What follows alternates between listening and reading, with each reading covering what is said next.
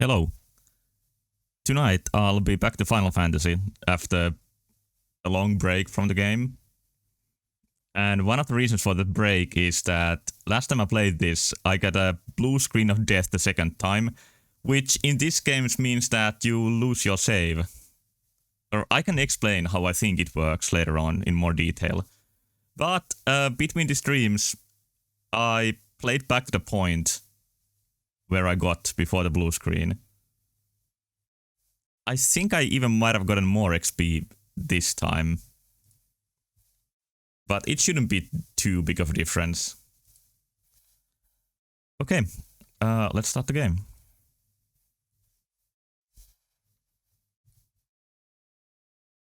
Oh, and what you see here is the... What is it called exactly? I think it's Final Fantasy Adventure Guide or something like that, which came with all of the copies of the game, at least in USA. And it's a sort of a walkthrough, but it doesn't tell you everything. It's more of a companion that points you the right direction. And I really like this. Like, I think this has been a really fun way to play the game. Like, it's not full guide, while still giving you more direction than the game actually does. And here, last time I met Sarda, who's an old guy living in a cave, who gave me a rod. That's all, it's just a rod. That I can use to open a trapdoor behind the vampire boss. That I also lost my progress on and read it. And behind that, it seems I can find the Lich who will activate the first of my orbs. Okay.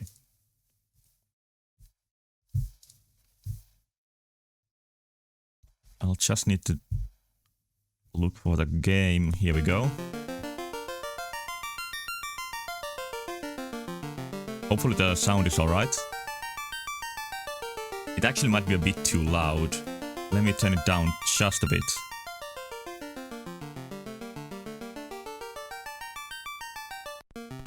Okay, and here is the moment I always hope that my save data is still here. Okay, what level? It should be 12. And it is. Okay, everything is alright. But from now on, every time I complete a major goal, I'm gonna do a save state. And I'm not gonna use those save states to, like, cancel a game over or anything like that. I'm gonna take those. I'm gonna use the save states only if I get more blue screens. And here's the classic green ogre.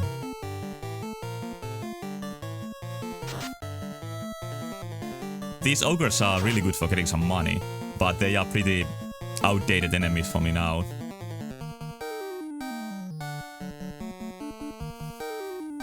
Hello, Modiwarp. Yeah, I really like looking at the manual while playing this. And I don't think it counts as cheating, even though it's sort of a guide, because it did came with the game. And I think there's a modern indie game, released pretty recently, called Tunic, where looking at the virtual manual is a big part of the game. And that's one of the reasons, yeah, I really want to play that game at some point. I've been playing some Zelda games on stream, but maybe playing Tunic in the middle would be pretty nice. Because I think it's most heavily inspired by Zelda, although it's probably not exactly the same. I honestly don't know that much about the game. Manual is fair game always and forever. Yeah, but I'm not sure if everybody would call it a manual. Because I think it's a bit more than that. As nice as the manual, I think is the posters that came with the game. I can show you those quickly too. Which show you the world map. All stats of the enemies, except for Chaos. Dungeon maps. And then something that's definitely missing from the game, which is the power of the weapons and armor. And also descriptions for the spells. So I would say this is almost essential for playing the game.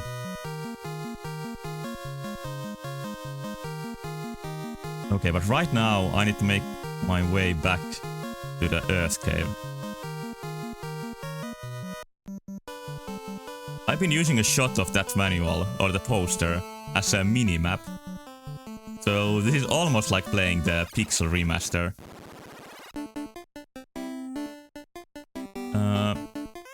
Phantasy Star 2, when released in America, came with literally an entire guide for the game with maps. Yeah, I've heard about that. And I have only tried Phantasy Star 2 for like an hour or something ages ago. But knowing that it came with the guides, just like this game, I'll probably play it at some point. I know it's a pretty hardcore game by the end. Like, dungeons gets really long and complex. The only Phantasy Star game I played all the way through is 4, which is honestly the most mainstream of them. Gargoyles? I think I'll use a spell on these, because I finally have a few small spell slots.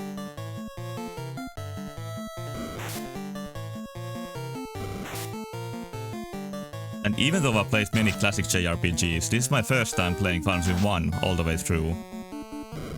And I also haven't finished 2, 3 and 4. I have tried all of them, but I've never finished them.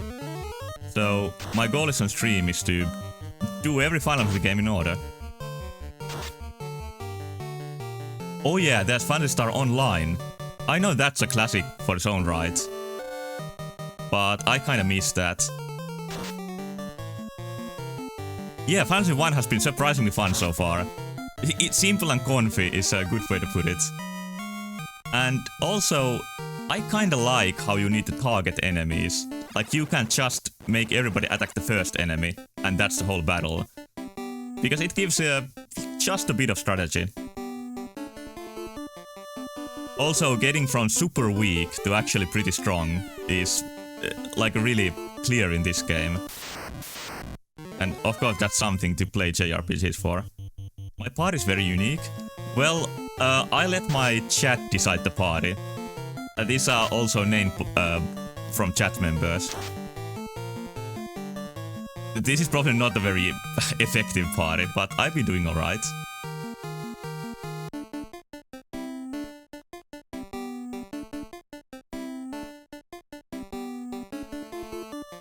But yeah, I haven't played the game in a long time, because I've got the blue screen while playing this last time and lost a lot of progress.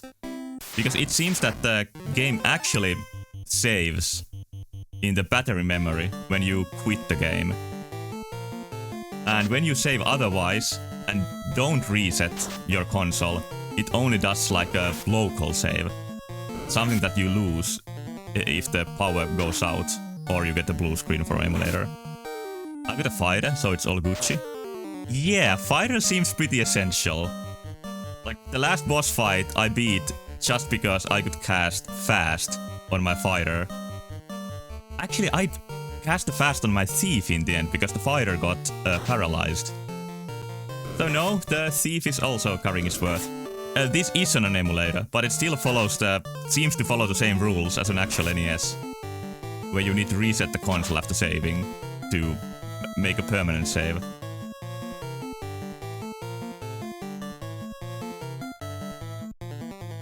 I don't know how to stream for an actual NES, nor do I have one.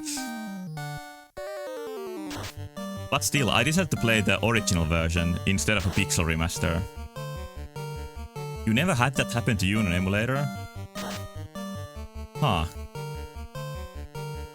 Well, yeah. Guess you got lucky and I got unlucky. Or maybe this emulator, like, I'm using F-Sukes for this game. Like, it might be a problem unique to this emulator. And it wasn't even the first time I got the blue screen while playing this, it was the second time. And that really discouraged me. Yeah, I tried to play on Nestopia at first, which is what I usually use. But this ROM seemed to have some glitches with that. Like, all of the characters were displaced in battle. The game still worked, but it didn't look very good. Yeah, I've heard many recommendations for Messen. But usually Nestopia worked really nice for me. and it's like a cycle accurate emulator, unlike this one. The one I'm using right now, FSUX, is usually used for ROM hacking, and it has many tools for that.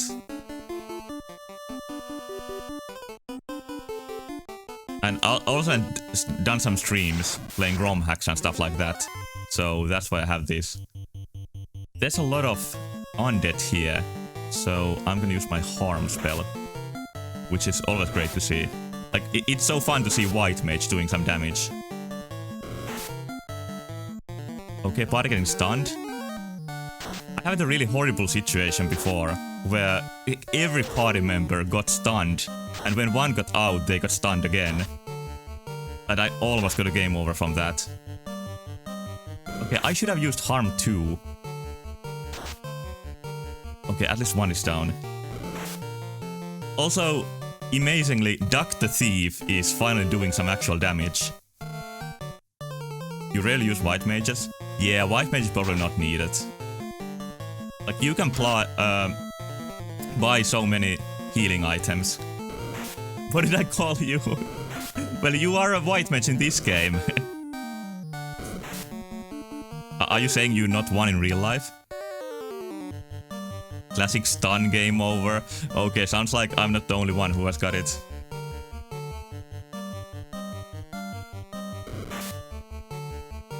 Wait, Duck the White Mage? What the hell I'm talking about? I mean Duck the Thief. Oh, my brain seems to be having some problems. Also, it's evident that I haven't played the game in a while. Yeah, Luca is the White Mage, Duck is the Thief. I'm so sorry for messing you up. Also, these they just don't die. What is going on?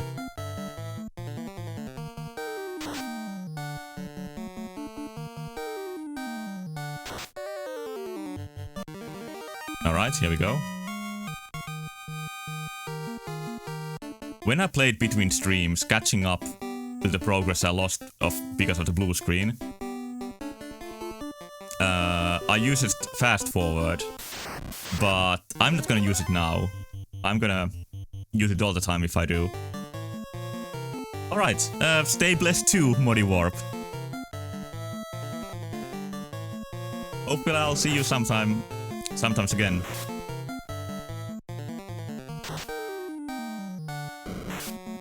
But yeah, I'm gonna play this game to completion. And then I'll probably start another classic JRPG, which I think will be Mother 1. And after that I'll get the Final Fantasy 2.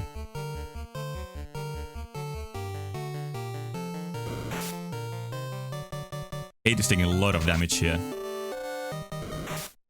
Did he die? No, not quite yet. Oh, you think Mother 1 is a great choice?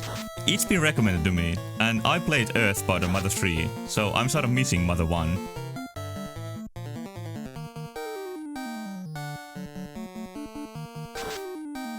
Actually, these wizards have given me... Oh shit, Hade is dead. Oh, god damn it. I don't want him to lose any XP here, so I think I'm gonna go back to town. I'm just looking forward to the day when I can actually get the live spell.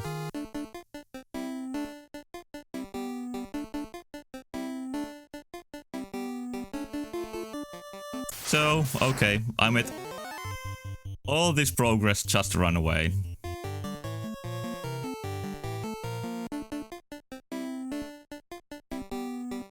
At least the run chance seems to be alright in this game. Like, I've seen newer games where the run chance is much lower.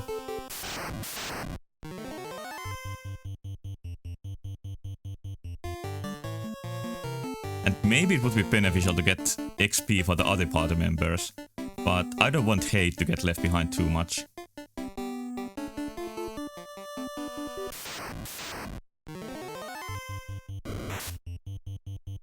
Oh shit, the poison wolves. Definitely not my favorite enemies.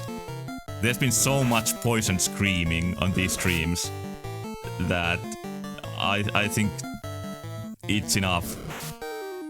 At least I can cure poison with a White Mage spell now.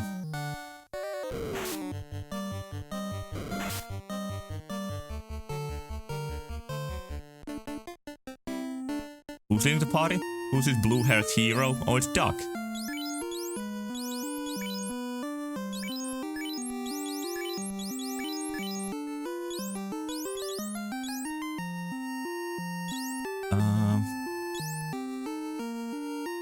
Should I heal more? I think I should.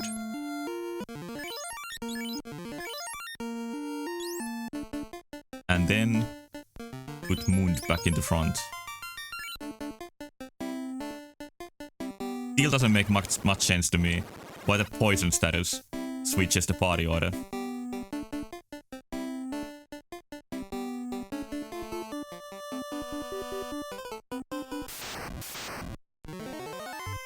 More venomous enemies. If Duck is still watching, I use that word right.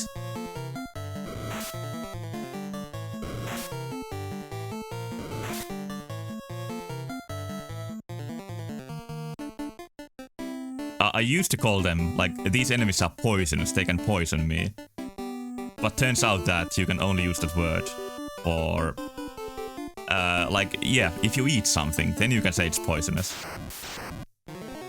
Thanks for the confirmation.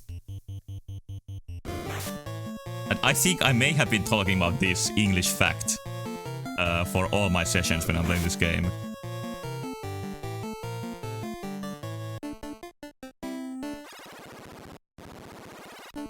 But it's actually great that I've been studying English for more than 20 years. And I still learn new stuff about it all the time.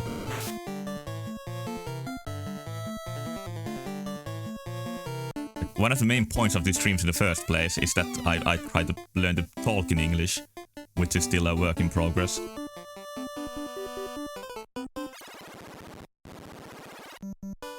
Or maybe speak English would be the better choice of words.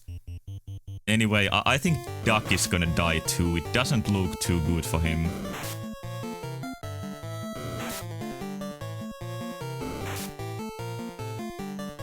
Okay, these enemies don't do very much damage, but... Duck is the hero. Well, he was leading the party for like 3 seconds, so... And, as the bot says, trust in the number 3, Duck is usually in my number 3 spot in the party.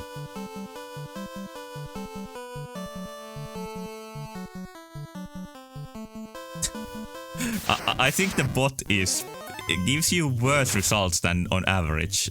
It probably doesn't mean anything, but it's just something I've noticed.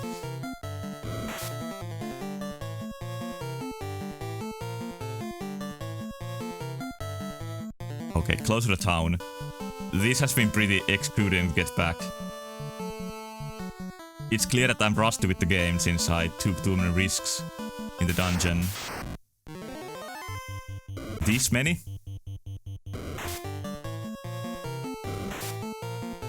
Oh, Duck is dead. Why did I heal him? I don't even know. Maybe because resurrecting party members isn't too expensive in this game. In some old JRPGs, you better reload your save if somebody dies, because it's so expensive to resurrect anybody. And then in even older games, like Wizardry, if a party member dies, you just make a new level 1 character. So even though this is an early game in the genre, there's still many advancements here.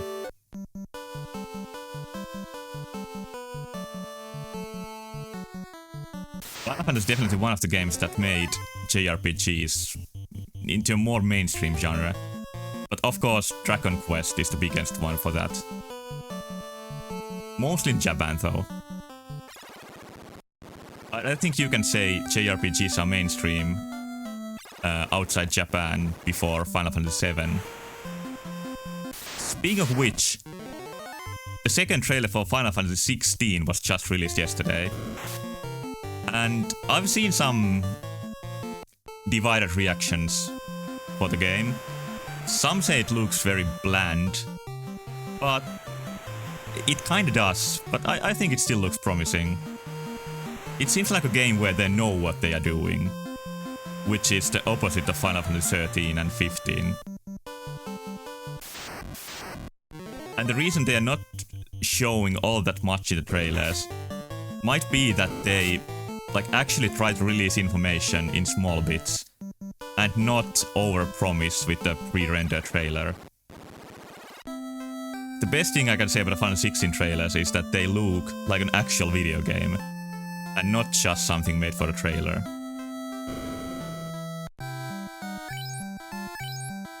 Another thing that's divisive is that it's a real-time game, like a full action game with only one character. But I don't think it's essential for Final Fantasy to be turn-based. The most common thing about Final Fantasy is that it's a JRPG made for a big audience. And it's hard to make a mainstream turn-based game nowadays. So I understand very well why like the Square Enix flagship series is going more real-time. Although there is Persona 5, which is a very mainstream turn-based game.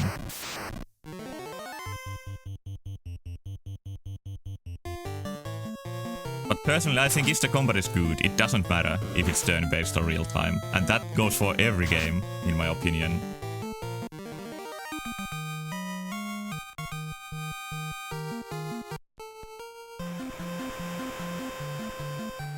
Also, one of the new features of Final 16 seems to be the summon monster duels. And the trailer doesn't give any idea how those work. But I have a suspicion that they might actually be turn-based. Because the crazy animations and stuff that happens, and controlling big creatures like that, it feels like it could be a mess in real time, but we'll see.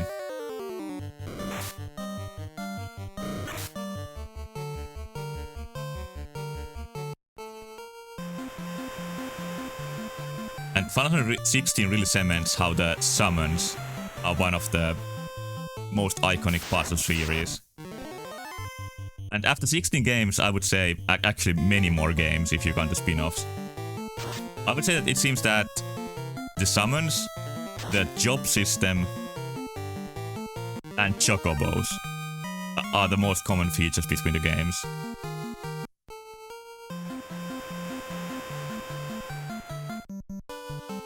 And I don't think any other RPG series has like summon creatures that are nearly as iconic as Final Fantasy.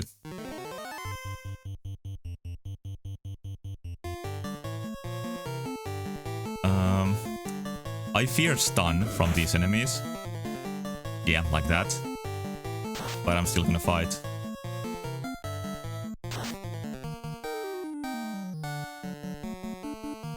It's kinda annoying how this village doesn't have a... What is it even called? I think it's church in the Japanese version.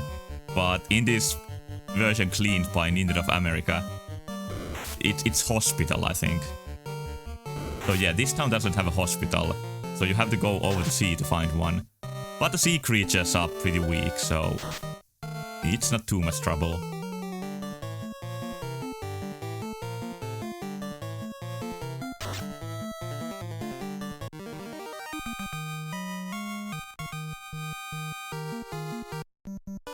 Maybe next level I'll get the ability to cast more spells, like higher level spells. Because I think the next tier has life. And that would change everything.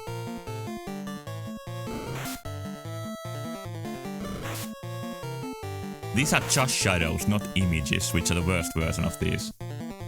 So here the level 1 harm should do some harm. Oh yeah, harm's damage is actually pretty random. And magic in general seems to be pretty busted in this game, in the bad way, because it doesn't take your stats into account. It just uses the base damage, which is a bug, but that results in the spells being pretty weak. Doc asks, when do I become a ninja though? I don't know. I do know it happened at some points. I don't know when it happens.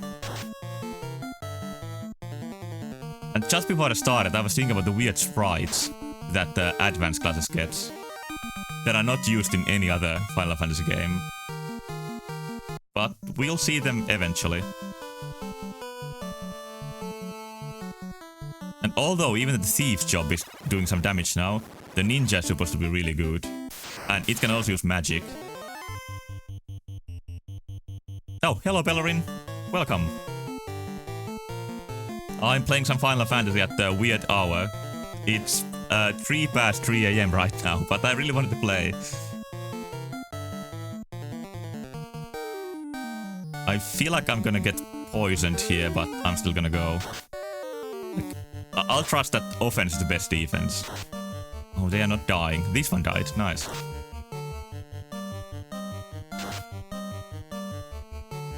Okay, Fire 2 is doing decent damage. Nice. Nobody's poisoned yet.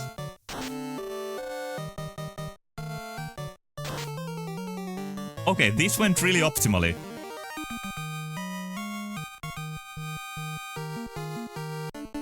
Maybe now I'll make it all the way down.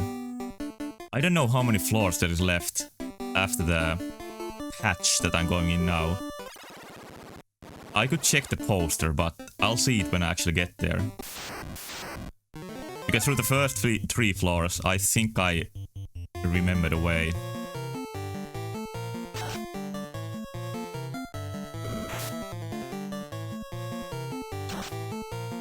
I also stocked on poison healing and HP healing items when I played last time. So it shouldn't be too much trouble if I get poisoned. I just said I remember the way and then I got the wrong way. So much for that. Okay, now I'm gonna run away. This is one snake too many. Maybe 3.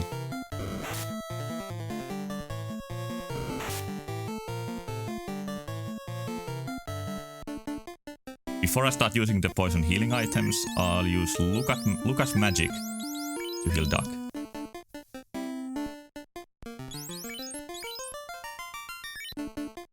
And then go back to the back, Luca.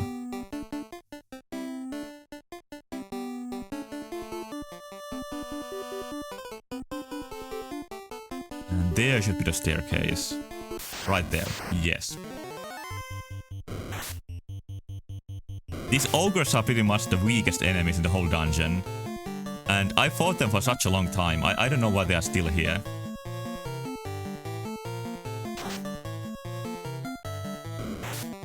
But I guess it's nice how there's different level enemies in the same dungeon. It's a very classic D&D sort of design.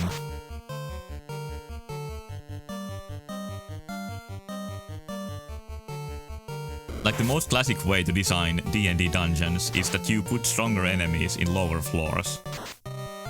And when I did my first games when I was 12 years old, that's just what I did. But the players never gained enough levels during the floor to be ready for the next floor. So it wasn't really a good balance.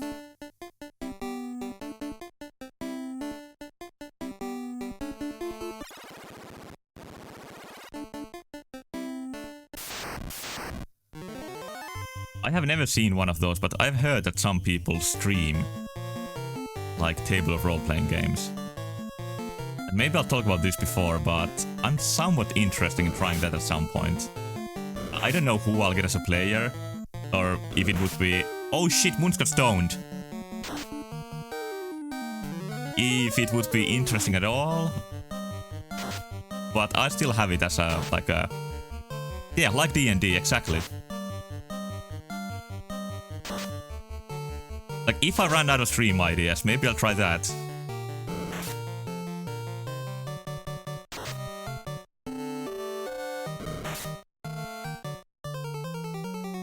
And during the years I've been hosting D&D games and other table role-playing games, I have a lot of, like, material that I could use. Although I probably wouldn't start with D&D. Like, I would probably start with something that's easier to run for just one session, and not do a continuous campaign. And most of the time I actually prefer one-shot games instead of long campaigns. Although I enjoy hosting both. And playing, but I rarely get to play. I'm usually the guy who, like, host the game. I have one soft, but is there any other way to heal Mund? Like, this is the first time I got paralyzed. I should have known that the cockatrice paralyzes you, because it's an enemy straight from D&D, where it can also do the same. These softs cost a lot, so I'm gonna avoid cockatrices from now on. But luckily I did buy one. I thought that I wasn't gonna need it so soon though.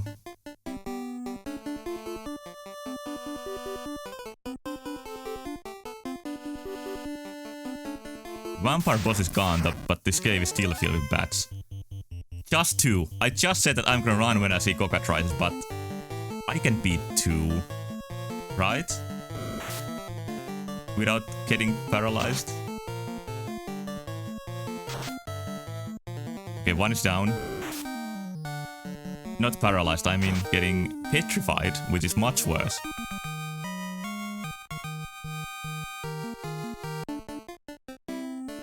Yeah, the burps are pretty dangerous here.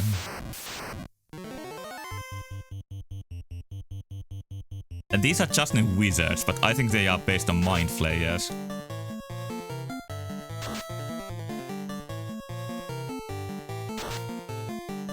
Mind flayers might be a trademarked Dungeons & Dragons enemy, so maybe that's why the name is changed.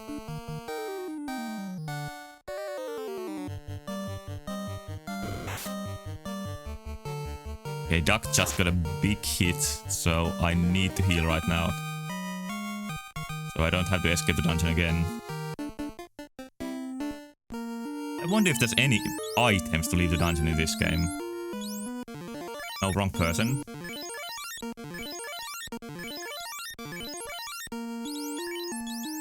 It takes so many healing spells to heal now. Really shows how the spells are lacking power, like I explained.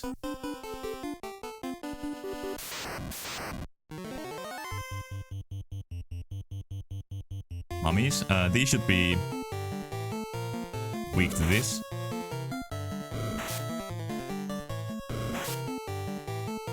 Oh, and these put you asleep. So there's a lot of status effect causing enemies in this dungeon. And unlike in later Final Fantasy games, you just can't Esuna all of the status effects away.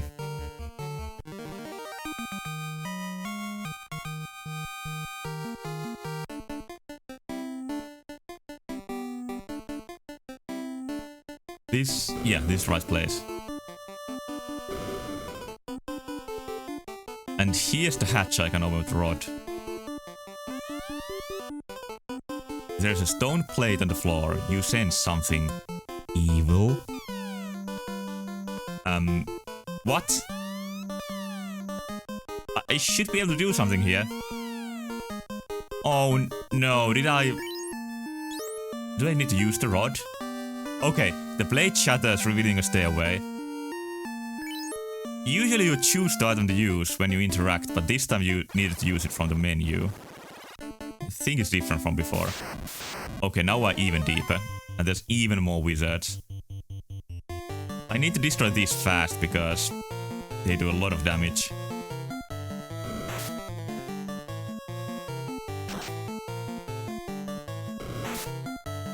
Let's see if magic works on them.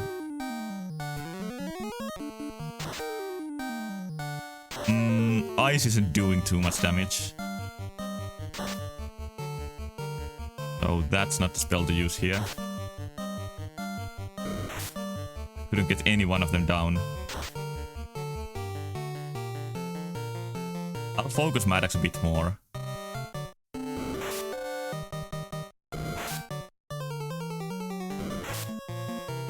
Just a moment ago, these were a mini-boss. And now you fight 4 as a normal battle.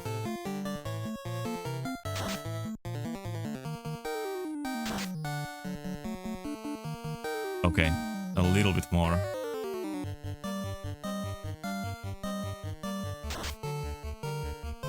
Okay, he's down, that's great. There we go, critical from hate, nice. And a lot of gold. But now I really do need to heal. I leave 1, harm 2.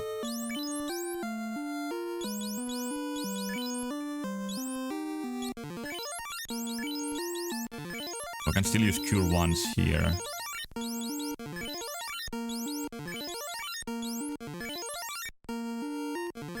Okay, that's enough. Then I'm gonna get my minimap back from this poster.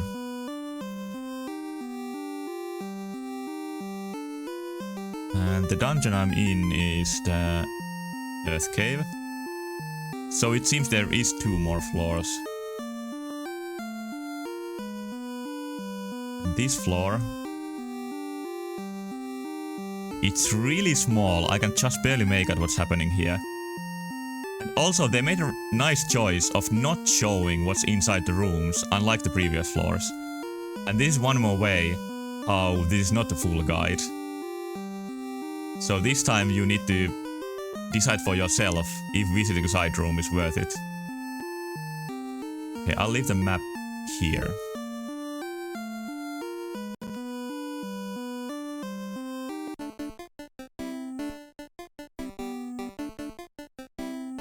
Okay, I'll visit the northern room, even though it very well might not have anything. This looks like a paralysis game over, so I'm gonna run. Although I do have harm 2. Still better run. I wanna win this time.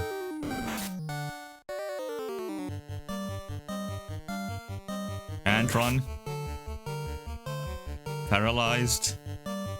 Oh no.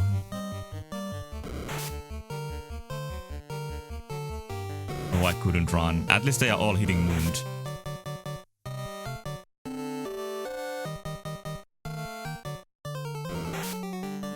Maybe I should have just fought, because it seems I can't run here. Oh, duck ran away. Thank God. Oh, there's a lot of chests here. Wooden rod, okay. What is it compared to Lucas' current weapon? He has a silver hammer right now. I'll check in the poster. I don't want to change the size, so... Unfortunately, you are not gonna see this, but let me just check quickly. If I can see it. Axe staff, wizard staff. I think, actually, I'm gonna show it after all. But it seems to me like this weapon is not included in the poster. Maybe I'm just not seeing it. Here's the weapons. Where is the wood? A wooden staff! I see it now. Thank you. It has 6 power and a whopping 0 hit percent. I think it just like gives you +0 for it. And the current weapon, Silver Hammer, has 12 power and 5% hit chance. So in other words, I don't see any reason to use the wooden rod. Okay, back to minimap mode.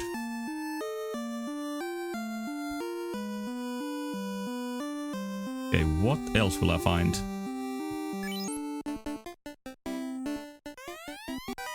Money, always nice. Oh, that's a new ogre. It's the Zogre. Maybe Wizard Ogre? I think Ogre Wizard is also a classic D&D enemy. Or I don't just think so, it is.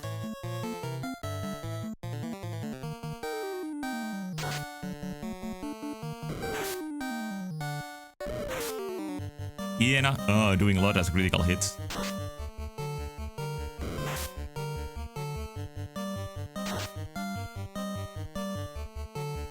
Nice crit. Actually, excellent damage from Duck.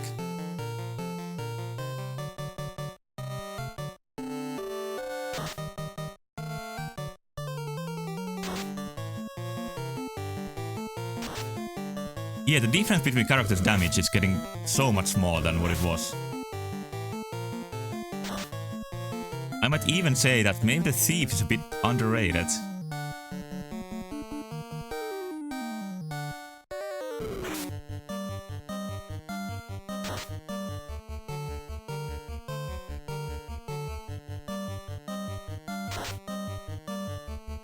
Okay, wasn't too bad. But I'm still gonna heal a bit. And to save my spells, I'm gonna use a few healing items now. I bought quite a lot. Although they are going away fast too.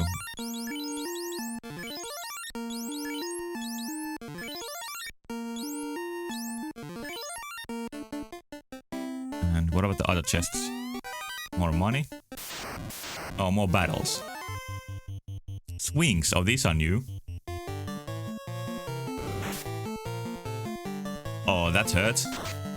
I'll just make everybody attack the same enemy, so... maybe one goes down. They seem to have an eye patch, which is a pretty unique feature for the swings.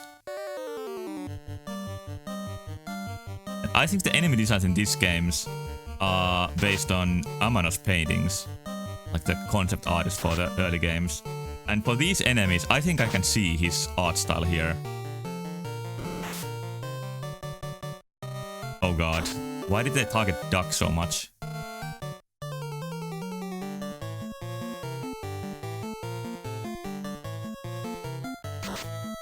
Die, okay. Nice, thank you.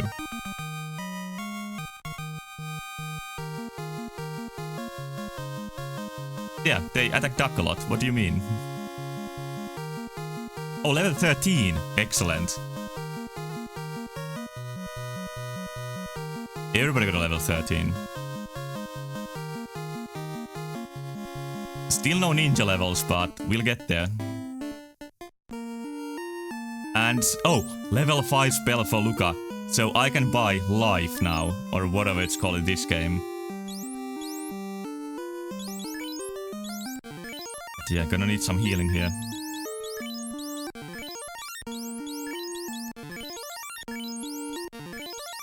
Well, at least if I fail here, I did gain a level up. I think I just summarized the appeal of JRPGs.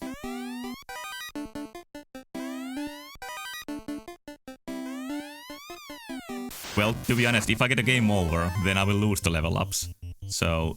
that's something to avoid. More sphinxes.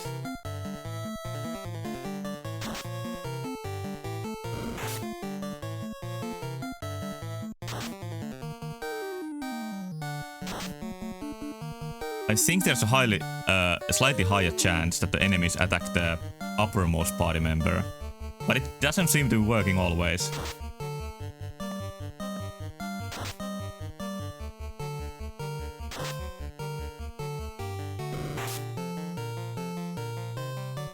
It's a pretty big difference if they do 3 damage to Mund or 66 damage on Luca.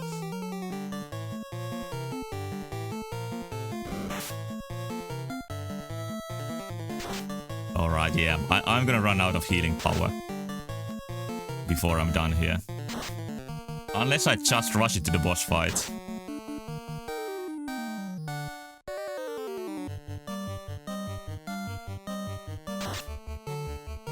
Missed. Okay, there we go. Yeah, like right now, I'm not seeing a big difference between Mund's and Duck's damage. It's just that Mund takes so much less damage from enemies. If I was playing an all-thief party, I would be doing pretty alright damage here, but I would just die all the time. Can I use tents inside? No. That makes them almost pointless.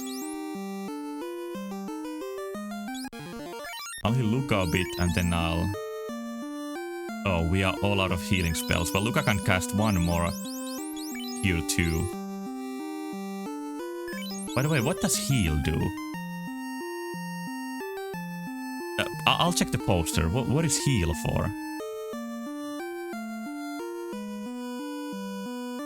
Let's heal. Oh, recover HP for all party members. I see.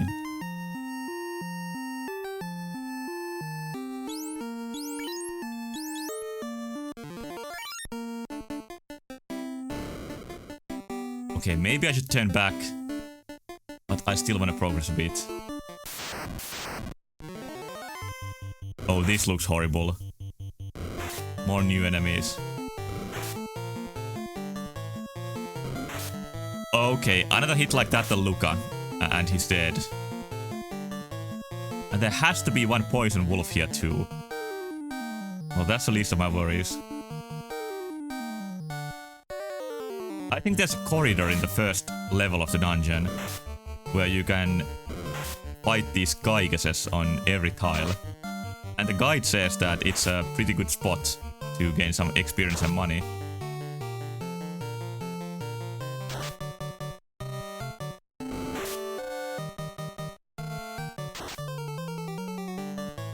Yeah, it's not going down.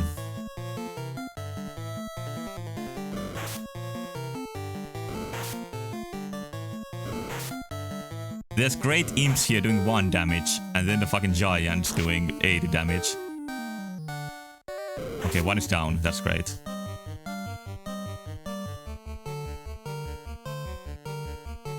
What is not so great is that everybody attacked nothing now. Actually, can I use some... Can I use fast on Mund? Yes.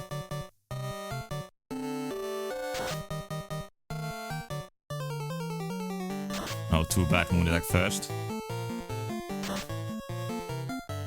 Okay, this fast was super pointless. Would have been better to attack with hate.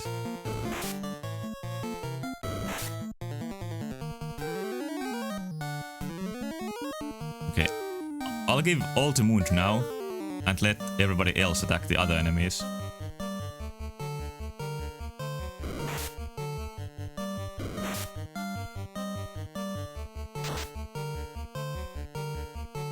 These should go down in 1 hit. Oh, they don't.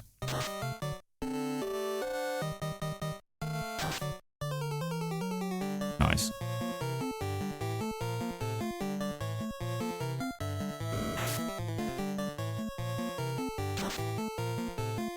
Yeah, I don't think I have any way to heal Luca here. Maybe I should just buy a lot more healing items. Because now I just need to turn back. Oh, I need to heal poison first.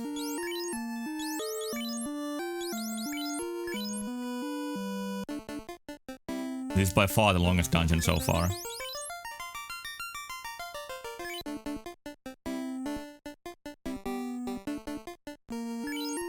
Yeah, nothing left.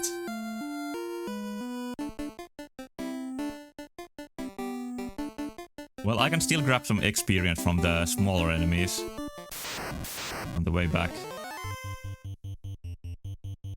Or maybe I should fight until Luca dies. That might be the most effective way, even though it's pretty brutal.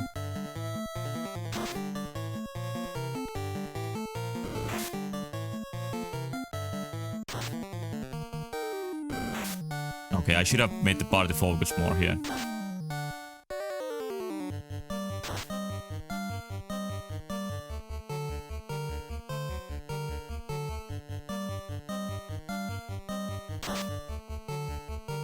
$204 damage from 2 hits. Yeah, maybe Mund is unjealous in damage after all.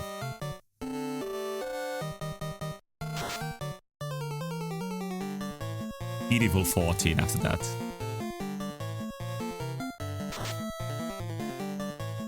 Oh, but Duck gets the killing shot, so can't complain. There's an armor in the nearby village that costs 45,000 gil. And it's not even that much better than my current one, and even this one on Mund, like it's an armor that only Mund can use.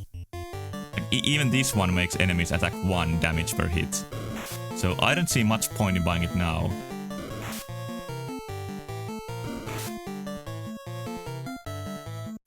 What I will get next is the life spell for Luca.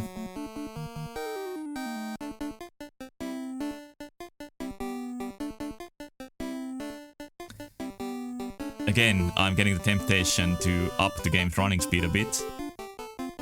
But I would do it if it didn't make the music faster. Because that's what makes it feel so horrible.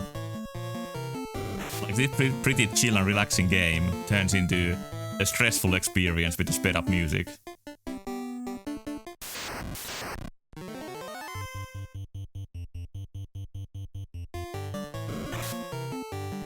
I could have fought here, but... Ah, okay. I felt like that was gonna come soon. The party is still, like, they are not at the same experience points, but they are still pretty close to each other. And that's how I like to keep it. Can't you run? Just turn around and go. Oh shit, Munda's 1 HP. Munda's dead. Okay, I didn't expect things going this bad. They just can't run. Duck is the only one alive. Can Duck save the party?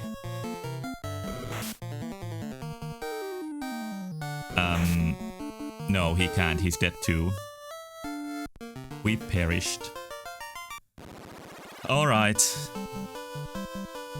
Well, that's a good reminder for me to pick up more healing items here. Did we lose the level up? Yes.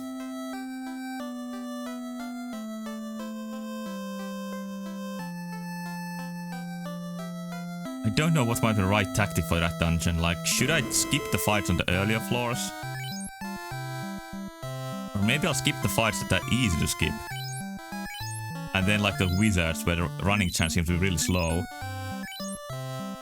Then I should maybe fight. I don't know what the item stack limit in this game is. It's usually 99 in Final Fantasy games, but it might be less here.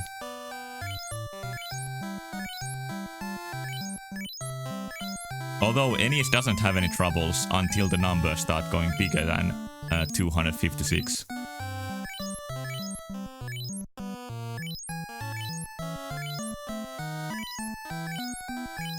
A few more. Maybe another soft for the cockatrice. Yeah, one more of those. Okay, hopefully this is enough. My goal for the next run is to get all of the treasure chests in the 4th level of the dungeon.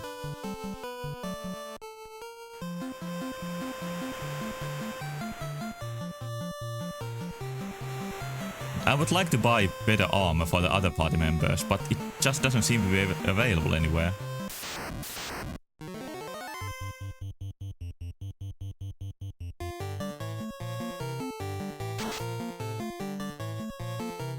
Yeah, these sea enemies are super weak now. I don't know if there's some other parts of the sea that has stronger enemies. Or is it gonna be like this all over the world? Well, there could be some other town that sells better armor now that I think of it. And that could be something that would make my trip much easier here. I'll check the map and see what other towns are there in reach.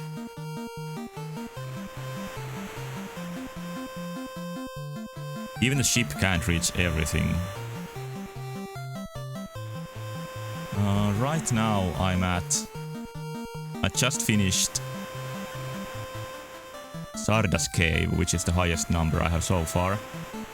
So Crescent Lake seems to be the next town in numeric order.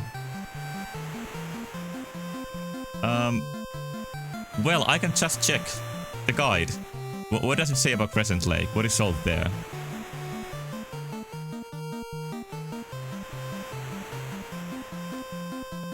Oh, it's big too big.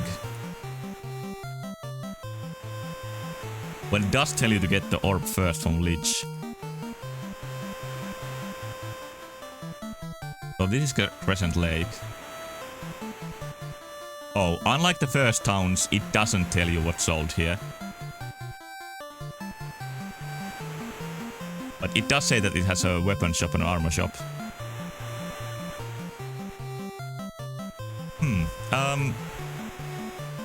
Just not to do the same dungeon all the time. I guess I'll go take a look.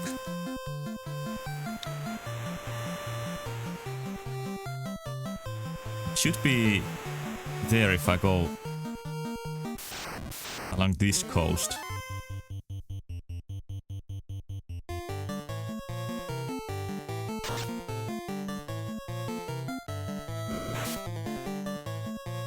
I mentioned earlier that I haven't completed Final Fantasy 1, 2, 3 or 4. But I just thought, is there any other Final Fantasy I haven't completed in the main series? I don't think I ever did the final boss of Final Fantasy X-2. Like, I stopped right at the final boss for some reason. Although I'm not exactly sure is X-2 kind of as part of main series. Also, another dubious main series game I haven't played in the first place is Lightning Returns, the third Final Fantasy XIII game, which I've heard has good gameplay, and maybe even worse story than the other 13 games, so that's impressive. Also, what is Luca doing there in the middle of the party?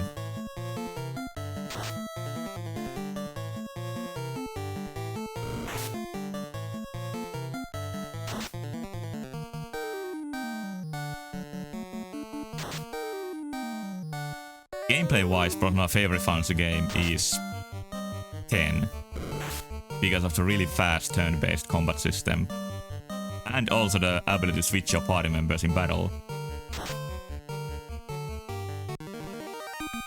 Story-wise, I'm just not sure which is my favorite. Is this the first town in the game or the one I'm trying to get? So let's look at the map. Yeah, print it out.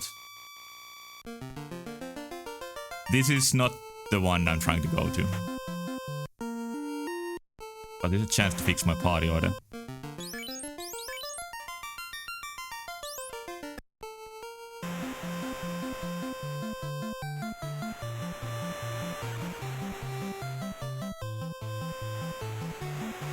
This is actually quite a big world. If I didn't have the guide, I would be so lost here.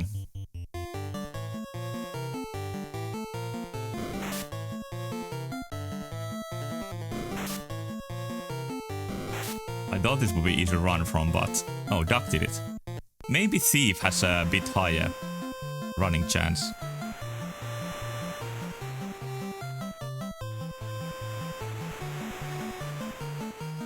Is this the right port? Like, I love how the map seems like it's barely able to run on NES. Like they use some trick to show it in that detail. Oh, there's some trolls. I saw these trolls while trying to get back my progress. And their design makes me able to think only just one thing. Like there's one picture that comes into my mind instantly when I see the trolls. Can you guess what it is? I can show you. It's Jared Leto as Joker. Like they have the exactly the same pose.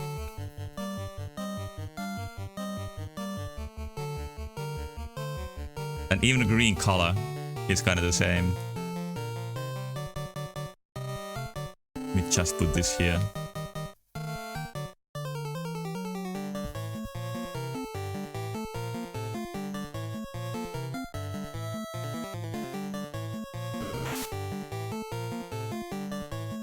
I don't think I actually saw any of these while playing on stream.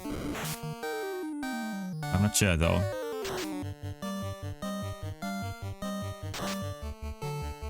And he's dead.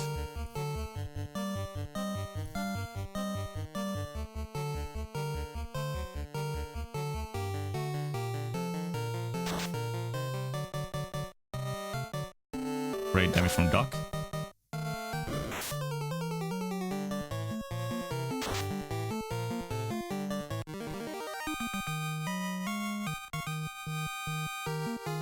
Not bad gold at all.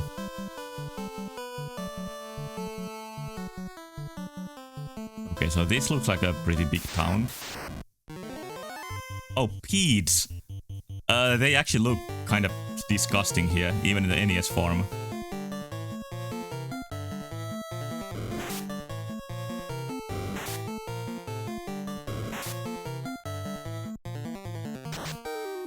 But how strong are they? They didn't do too much damage.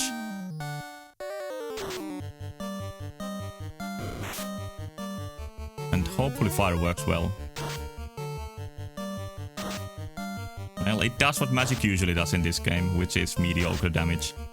But at least it did hit all of the enemies. Centipede or Inchpede as they're known in America.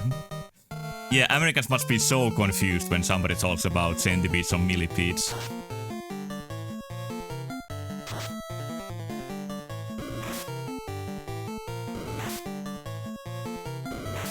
In Finnish they are called tuhatjalkainen, which means like a creature with 1,000 legs. But that's a bit of an exaggeration because they definitely don't have 1,000 legs. Poisoned. Shit. Centipedes often poison in RPGs, but are there any actual poisonous centipedes? Maybe, because they are predators.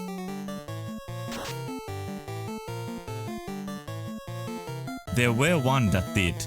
Like, there is a centipede that has 1,000,000 legs, right? Is that what you mean? Every time they mold, they grow another section. Oh, that's pretty cool.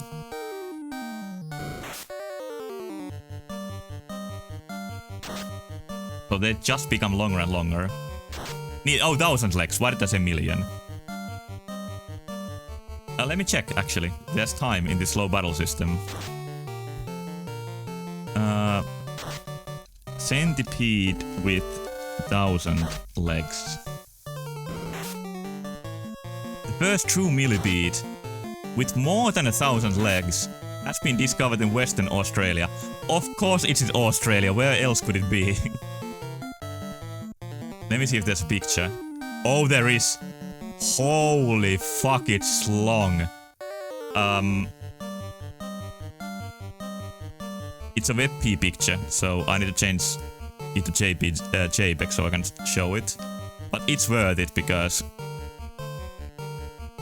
this is something else.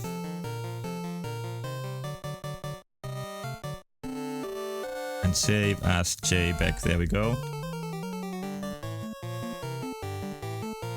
And here it is.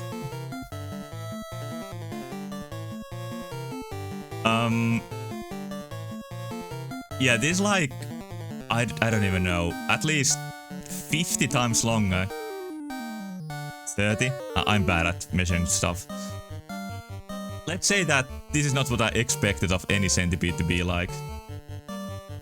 But this is the literal 1,000 legs.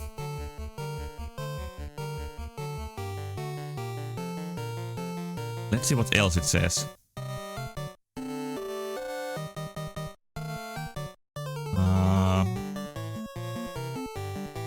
It's so unique, here it is. As soon as I realized how long they were, I realized they had to be something completely different. Yeah, only in Australia. Okay, back to fighting.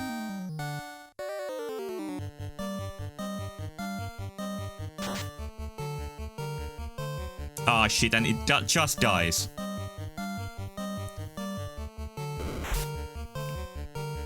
Okay, I killed the cute millipede.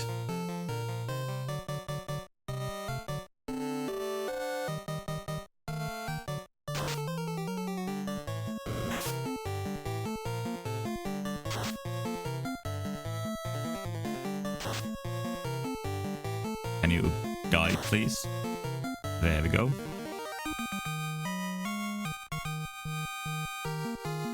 Nice XP. Oh, Screaming is here. Yeah, I do need to do some healing here.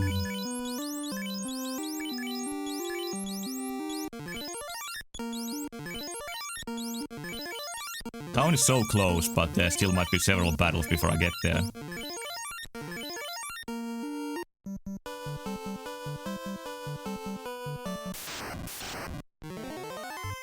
One giant, not bad.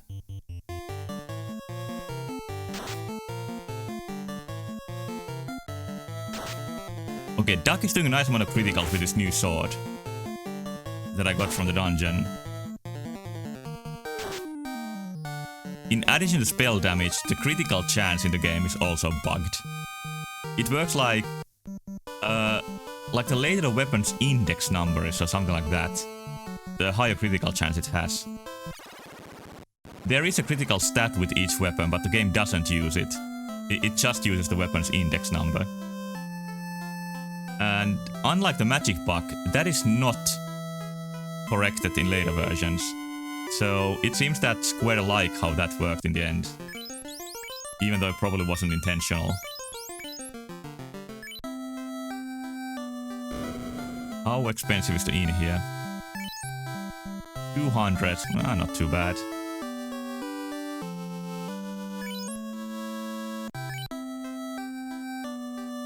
So let's see what the new weapons are here. Or armor even. Silver equipment.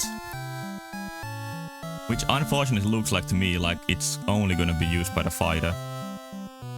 But I can check the poster for that.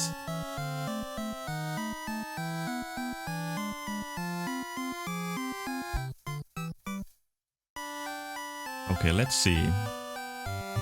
Silver armor only for the fighter. A silver bracelet is for everybody. Is he selling silver bracelet? Is this a bracelet? I can't really tell what the symbol is supposed to be like. What other silver equipment is there?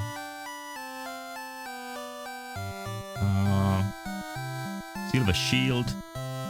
Ninja can use it, but not thief. Buckler is for red mage and thief, that's good. Silver helmet, fire and ninja. And silver gauntlet is for fire and ninja. So ninja also gets a lot more equipment options.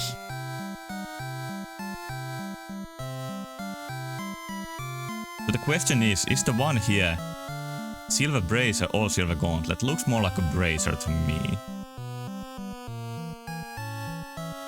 And next, this is excruciatingly slow, but I don't know any better way to do this. I'm gonna check what equipment the people are using here. Duck has a wooden mail.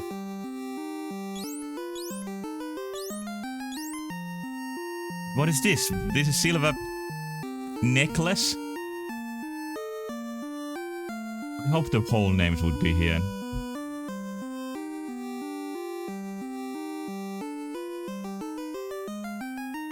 Okay, so this has to be the silver bracelet. That is not sold here. But the one sold here has to be the silver gauntlet then.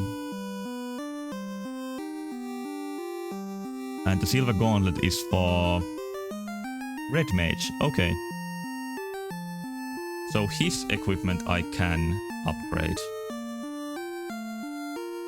I'm gonna sell chain and iron from Hate.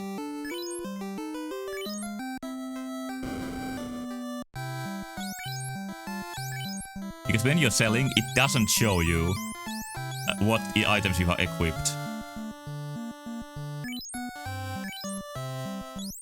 So with this job system, I think there's the most room for quality of life improvements here. Oh, Hate has silver armor equipped, so the silver bracelet is probably nothing to him. But silver helmet is sold here. So who can use that? Just fighter. So annoying that so many equipment are just for the fighter. Is Buckler for more characters? Yeah, Buckler is for many characters, but it only has 2. protection. So it's not a very good item. You could say it almost doesn't do anything. Yeah, the shields I have now are just as good, so what is the point here?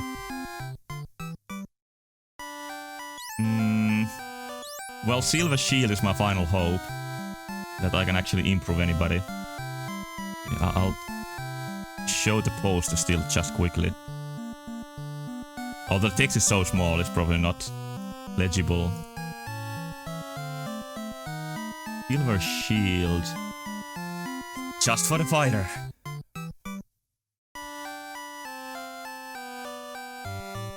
It seems like I should throw away any hopes of improving anybody's armor here.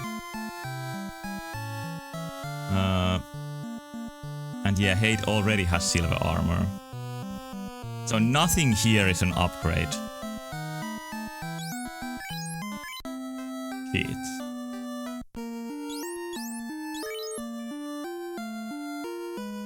Well, actually, Hade doesn't...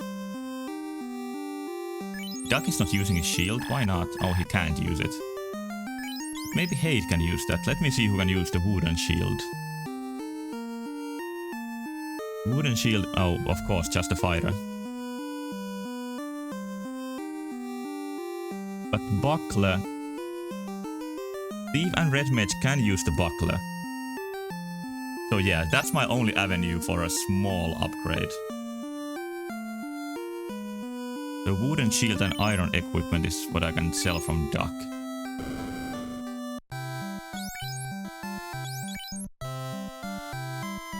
Wooden shield.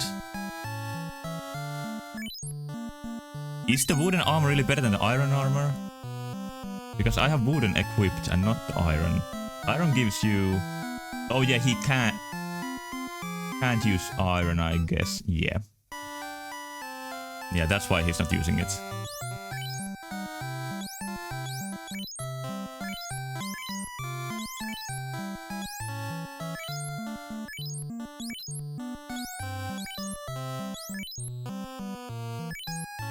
Alright, and then I'll buy the bucklers for Hade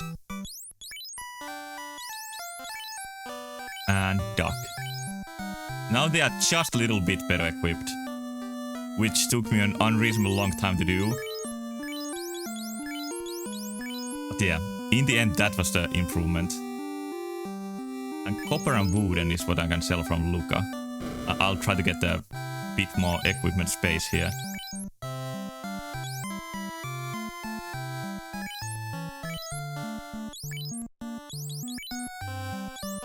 Also more money.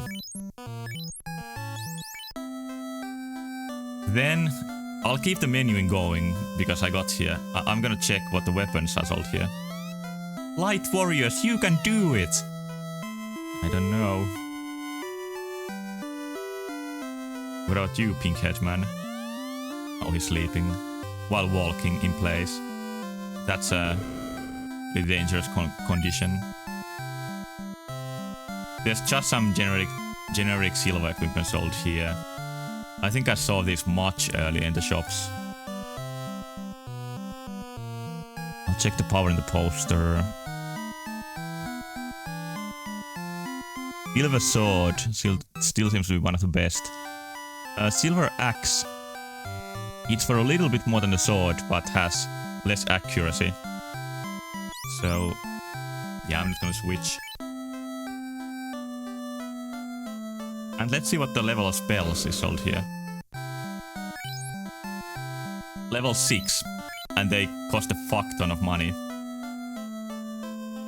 All in all, for the time used, I don't think this trip was worth it. But now Duck and Hade are just a little bit more protected. And at least I got to see a new part of the world.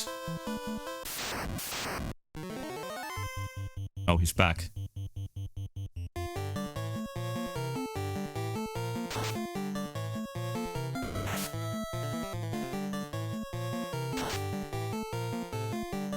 I have almost enough money for the really good armor for Mund. But I don't think it's worth it because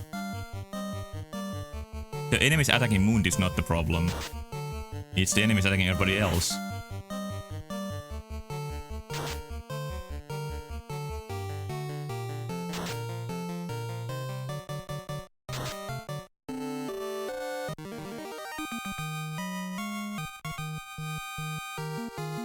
Okay, maybe I'll even get the level up before the village where I can buy the life spell.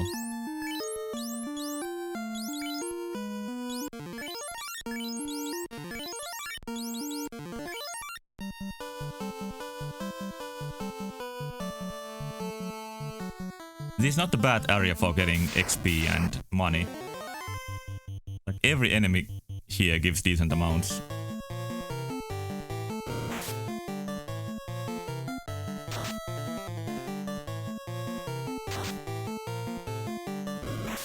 Oh, we are not doing much damage on the Peds.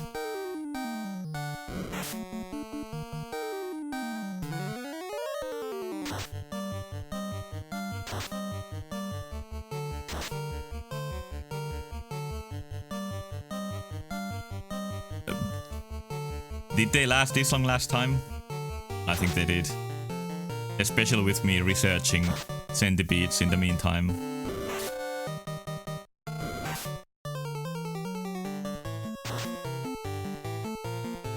Critical, nice. Don't die, hate. I don't think I've chosen my targets the best. I'm gonna do a quick cure here.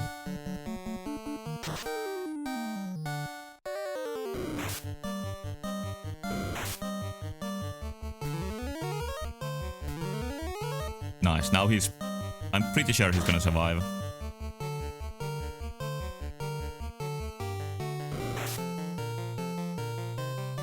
Heart is super poisoned.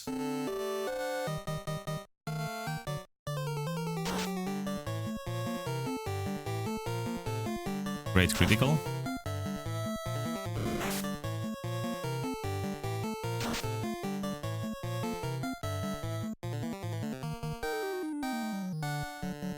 Yeah, these are some nasty bugs. Luckily they are mostly attacking Mund. I think somebody would be dead if they didn't.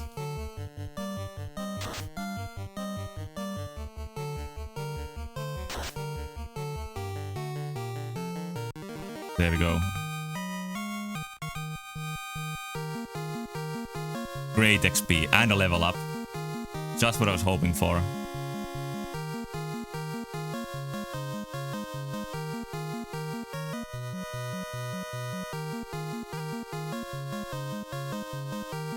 Now I feel like I have an actual chance in the dungeon.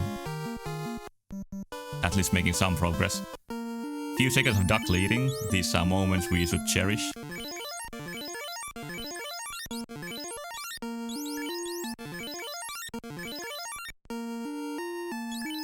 Just walking from my ship, from the town to the ship, I'm almost dead.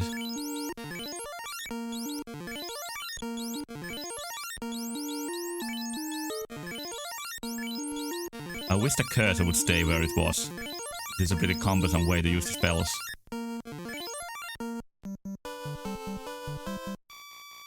No, not that button. Like, you press select and B in dungeons to change party order. But in the world map it does that. In the world map you just need to press select. And that brings you to the party order. Oh, but they are still poisoned, so this is probably useless. They're just gonna go back to the wrong places.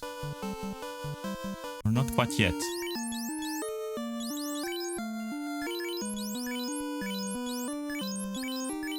Okay. Maybe that's enough Peds for this trip? Yeah. Oh, no.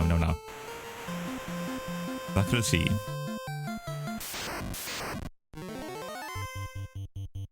Chance strike first. Well, I'll take that. These Oddies are one of the oddest enemies in the game because, unlike most, I don't think they are based on Dungeons & Dragons. Like I mentioned before, Sahags definitely are.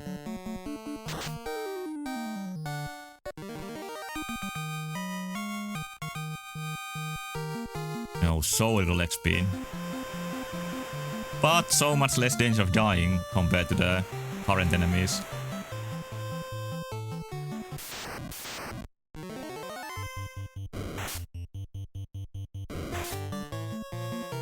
I have played through the game that inspired Final Fantasy the heaviest, in addition to Dragon Quest, which is Ultima.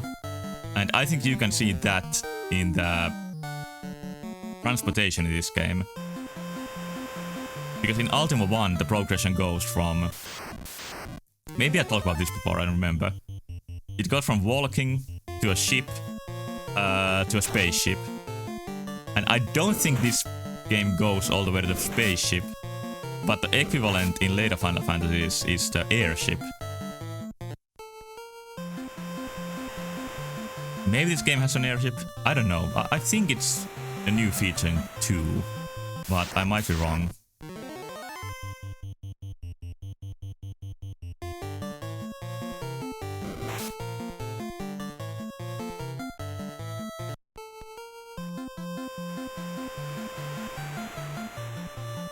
Three definitely has an airship.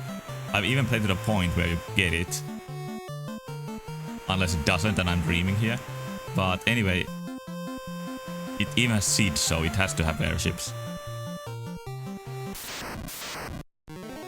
But yeah, I have played 3 a decent way through, but I didn't complete it.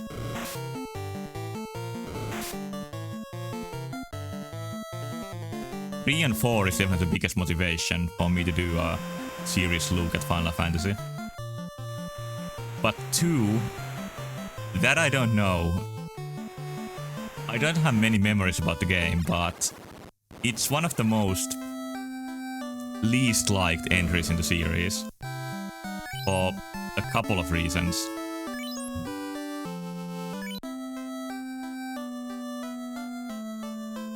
I think I didn't have too much trouble with the leveling system, which is weird in that game. Innovative but weird. But I do remember the dungeons being pretty annoying. Okay, Luca. Tier 3 would also be nice, but I think life is my choice here. Or why don't I buy both?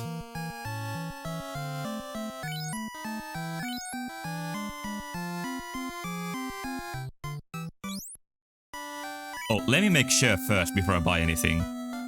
I have forgotten, but there was a list of spells of what are bugged in this game. Like, in addition to spell damage being fucked, many of the spells just don't work like they're supposed to. So let me see. Just so I don't waste my money on some spell that doesn't actually works.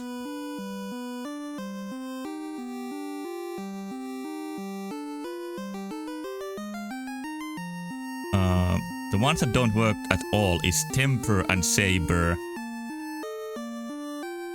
and Exfer and Lock.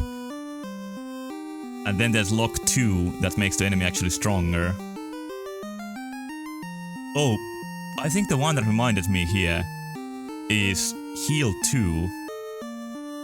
Because when you use it in battle, it actually works like Heal 3.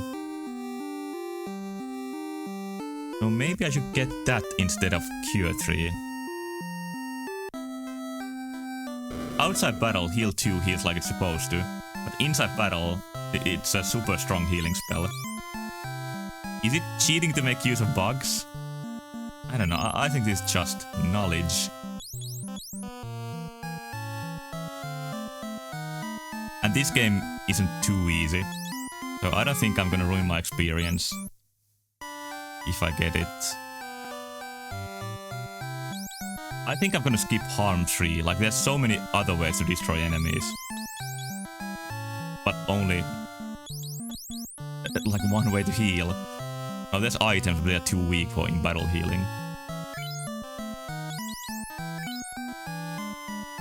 You already know that spell. Wait, did I...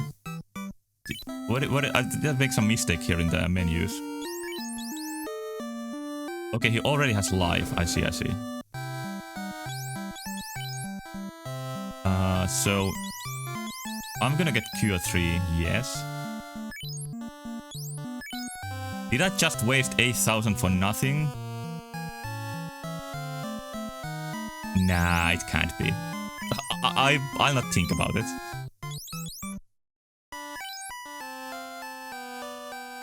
Well, that was a lot of money. But now Luca knows a lot more spells. Too bad he can only use them twice. I'll teach some of those to Hate too when he gets the right level. But red mages learn spells slower.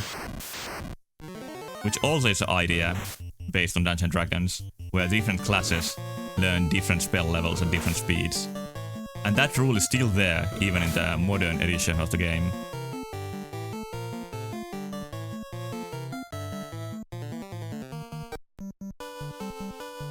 Okay, so let's see how this trip to the dungeon goes. Well, the trip really didn't even start yet.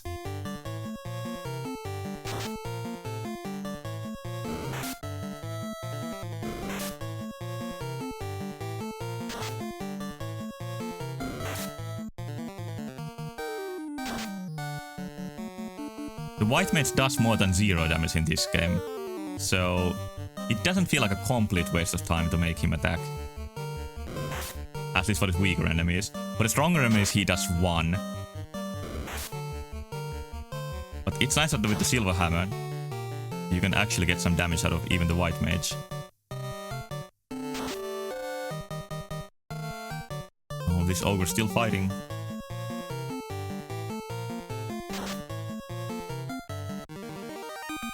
I wonder what made them, like... What was the idea behind the battle monsters and the characters appearing in different screens?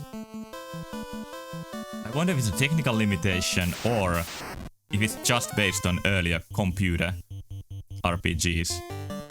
Where I think it was often the case that the characters and the names, they didn't have graphics. And the enemies, which had graphics, were in different windows. Especially on Apple computers, those several Windows-based RPGs were pretty common. The only ones I've played are Ultima 1 and 2. Although now that I think of it, they are not very window-based, so maybe they are not a good example. But they are, their origins are on Apple II.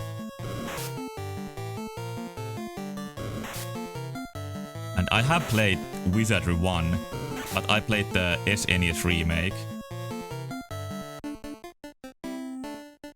which has a much more modern UI. And really nice monster graphics. And it has a fantastic art style.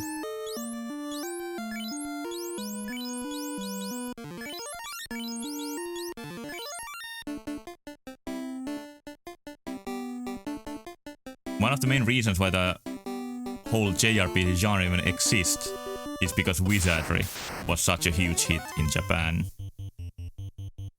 And everyone wanted to make their own version of it. That's also why even modern JRPG mechanics have that sort of old school flavor, at least most of the time, compared to modern Western RPGs. Because they still have their roots in the 80s.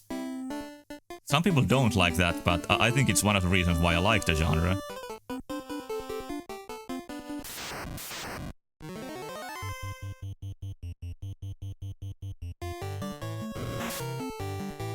And this is a pretty controversial opinion, but I think the average JRPG resembles a tabletop game more than something like Baldur's Gate. At least from my experience. Of course, Baldur's Gate follows the rules of the tabletop game almost exactly. And it has those decisions that some people attribute to, like, say it makes them more tabletop-like. But still, decisions in a video game can never be the free-from gameplay of a tabletop game. Like, it can't even get close. So I don't think decisions are very important in making a game more tabletop-like. But like, if you think like Final Fantasy V or 6, the pretty out there events in the story and the big characters, they are closer to a tabletop experience to me than a Baldur's Gate type of game, which is much more repetitive and slowly progressing and more about just fighting endless monsters.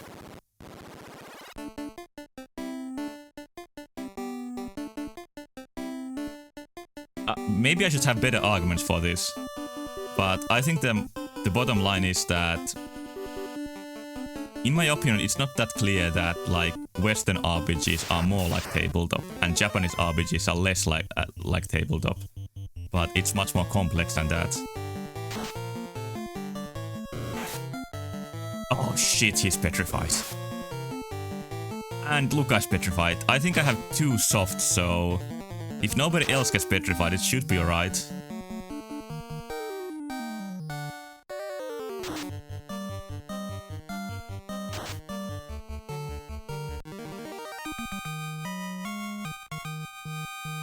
Okay, hopefully I have 2, because I bought 1 more.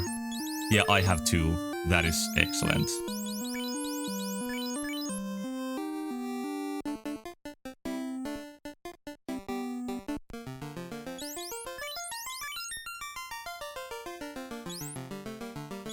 In the very first Dungeons & Dragons campaign that I ran, one of the characters actually essentially died from getting petrified by the cockatrice.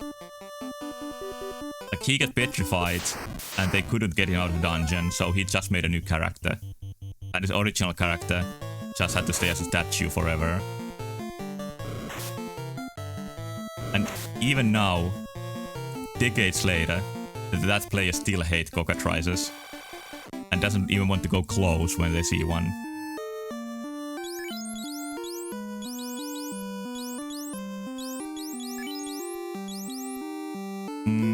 Wait, Lucas Pure is the spell I'm looking for.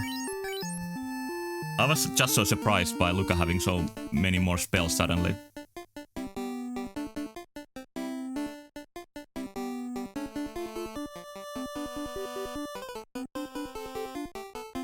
And I'm still doing great, and I'm almost at the 4th floor. Oh, did I just jinx myself?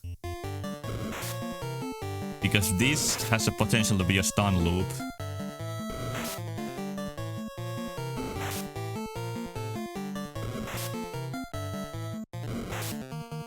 Don't get stunned, hate. Because instead of running, what I'd like to do here is actually kill the enemies. Harm 2. Oh shit, Hate got paralyzed. Now I just have a Frost stun dude. I'm in Harm 2, doing a lot of damage here. Okay, Lucas still not paralyzed. Let's see how many go down. So far, very promising. I wonder if the yellow ones or green ones are stronger.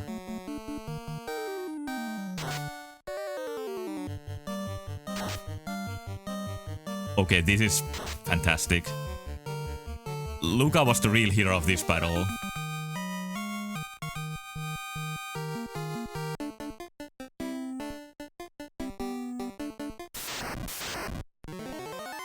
I think many people skip having red mage in favor of a white mage, but that really showed the power of the white mage in a very situational context, but still.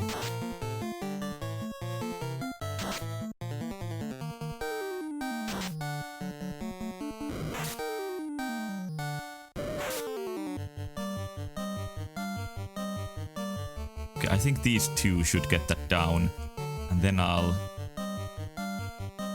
what if I use heal 2 here and take advantage of his bugged power?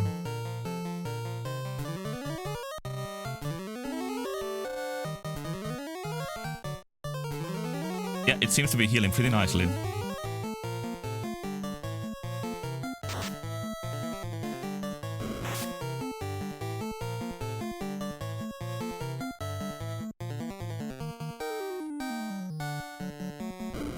But now I have only 1 level 5 spell left.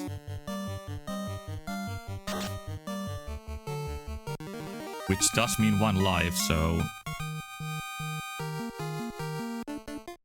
Actually, those wizards, I don't think they give enough experience considering how difficult they are. But were they especially tough to run from? Yeah, last time it wasn't the wizards that killed me.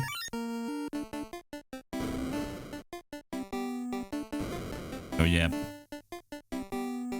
Maybe I shouldn't trust my luck if I try to run away from them.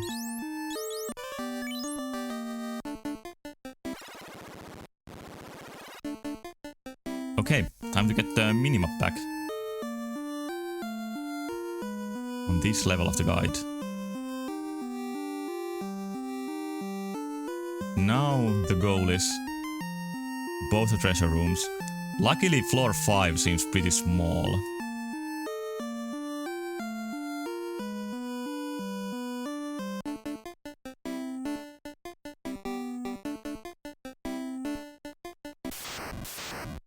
The first treasure room pretty much just as... Did I run or fight? I could do the Luca Miracle once again. But what makes me a bit worried is that it takes the same slot as Cure 2. And I definitely don't have too much curing items. I'm still gonna go for it. Okay, nice to see a few go down. Even before Luca. Oh, he got a turn in. So this should be the end of the battle. No, not quite.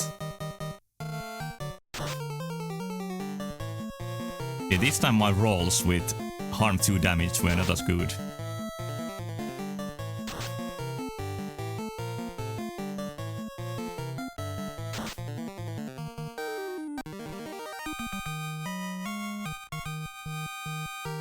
Mund celebrates for a moment and then gets back to his knees. Really shows the tough life of an light warrior. Useless cane, nice. I wonder if there's any upsides using cane.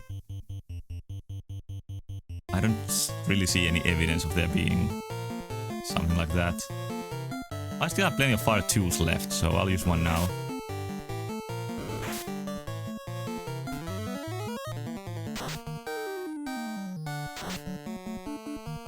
Okay, okay. Impressive damage on the hyena. Nice, maybe they are weak to fire. Critical from Luca.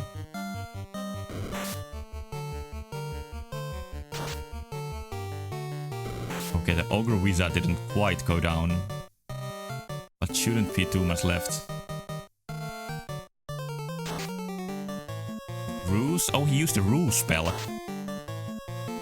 And now I'm gonna miss my every attack, right? Oh, luckily not. But Ruse is definitely the best spell name in this game. And it's not used in any other Final Fantasy. At least from 2 on. I'm not sure about 2.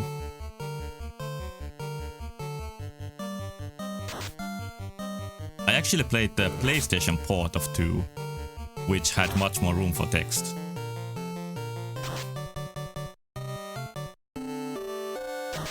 And also some horrible load times before every battle. I think these old JRPGs lose some snappiness when you add load times. And in Final Fantasy 9, for example, which is a game with long loading times before every battle, it's taken into account in that the game has much fewer battles.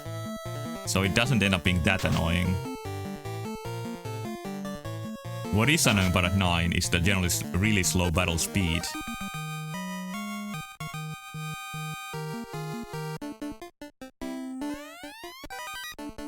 Loads of money.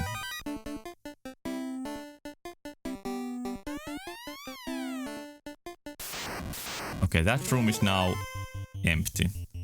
And this battle shouldn't be too much. I'll actually take care of the hyenas first. They just seem soft in general.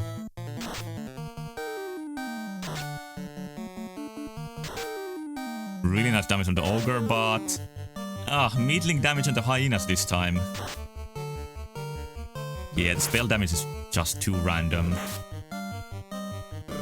And in general, Do's too low for being something so limited.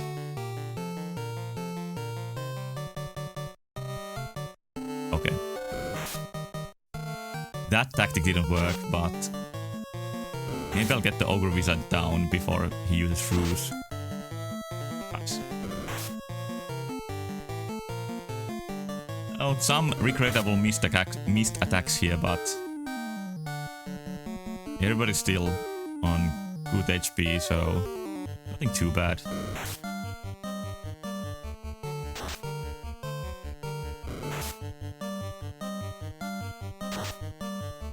Okay, he's down. Probably didn't have very much HP left anyway.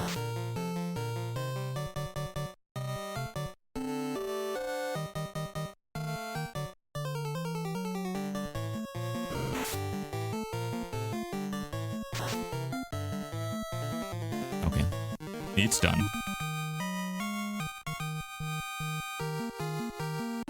Nothing gives as much experience as the Peds. But also, I guess they are the strongest enemies I've seen so far, or at least one of them. HP situation is even better than I thought, actually. Yeah, this is just a needles battle, with a chance to get poisoned, so... Weirdly weak enemies here, this deep into the dungeon. Okay, I just thought, I'm gonna make a quick save. Because... yeah, no more blue screens, thank you.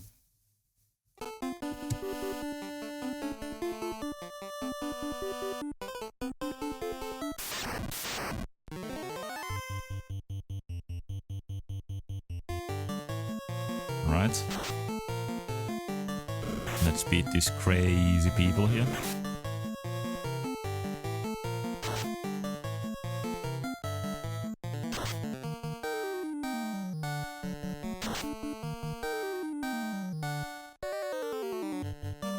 And on the topic of these enemies, I have never seen the Suicide Squad movie, and I don't plan to. But this summer, I think I'm gonna watch a few of the biggest superhero movies, because I've seen almost none. I've seen Iron Man and Guardians of the Galaxy, and that's pretty much it. And even though superhero movies are starting to be a bit passé, I still want to know what that whole cultural thing was about, like the Avengers movies and stuff like that. So I'm gonna pick a few and then watch the Avengers movies, and then I think I have a pretty good grasp what the whole Marvel superhero craze was about. Where the hell am I on the map right now? Yeah, this is right way. Spider-Man is fun. Yeah, I think I'll watch Spider-Man too. One of my friends said that he got tired of the series as it went on. Like, with the last movie, he wasn't so interested in that anymore. But, like, I'm gonna watch at least the first two movies. Then I think I'm gonna watch the second Captain America movie. Because I've heard it's pretty good, and I just can't believe there's a good movie with a name like Captain America. So I'm gonna give that a chance too.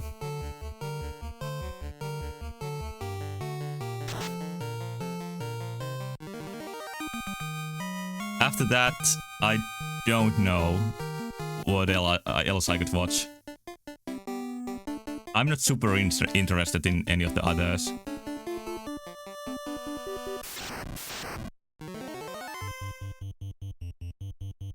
I kinda like the idea of Doctor Strange, like a movie with the magician as the main character, but I've heard that it's not too good.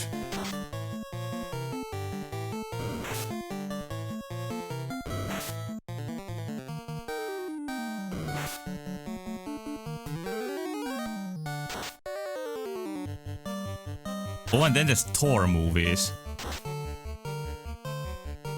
I don't know if any of those are good.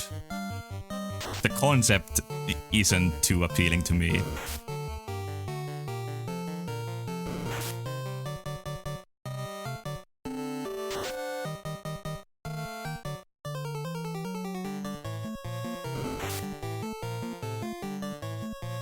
And I played God of War, the newest one. So I've already played a media product with a throwable hammer that comes back to you. Thor's brother is low-key pretty silly. Are we in Twitter right now? Thor's brother is low-key, right? I think he's the villain of one of the Avengers movies. And he also has his own TV series. Which I'm not planning to watch.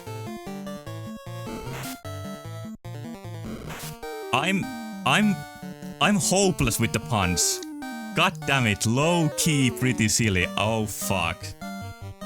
Okay, I get it now. I get it now. But I'm sorry that you had to give me a hint first. Let's see in the poster what these wizards are weak to, because I can't seem to be able to run away.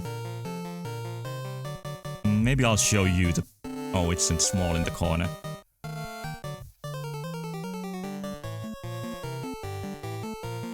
So let's look for the wizard.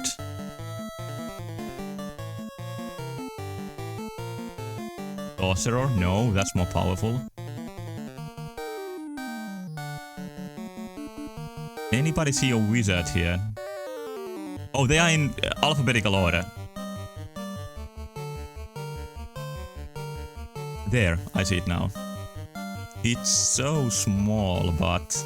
and bad resolution. It's weak to none, but it's strong against Ice, Stun, Bane, Burk, and Slip, okay?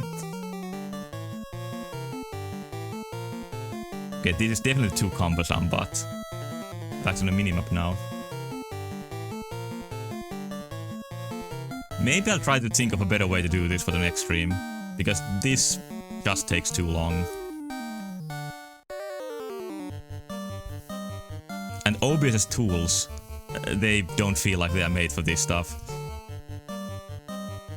Okay, now we are close to the right place. Maybe this is something you can get good too. You can just try again. I'm trying my hardest here, and the end results are pitiful.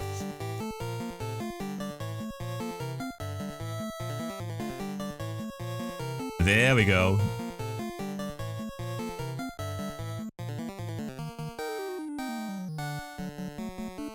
So I'm just gonna use any spells. Maybe I'll use Fast on Mund. And then I'll be ready to use... Maybe I use it already. Heal 2. Or actually, maybe I'll use Heal 1. Just to give me a chance that nobody dies here. Critical on Mund. Oh god.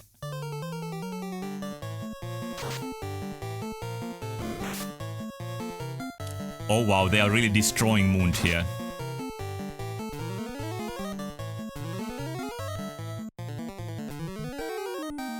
And this probably doesn't heal too much. Yeah, he still has a chance to die in one hit if they get more criticals. Oh, and Hate is all out of cure 2s. At least I cleaned one treasure room, so if somebody dies now, I'll just make my way back. Okay, one is dead.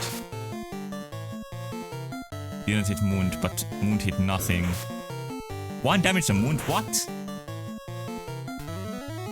Okay, at least he survived. Somehow.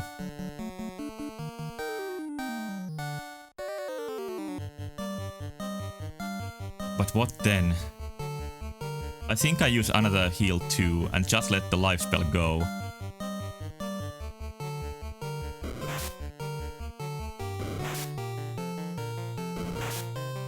It's... no regret, no regret. Moon is still alive.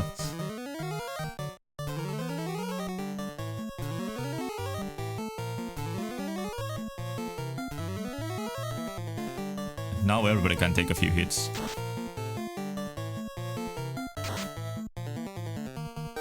Nice damage.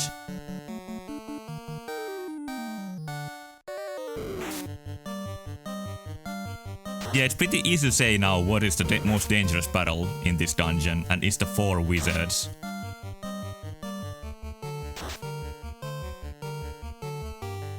At least a fastened Mundis. Excellent.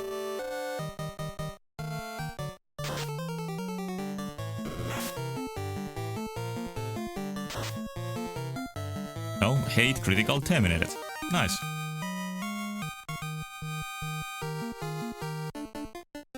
They should give more experience. Okay, now I'll use my vast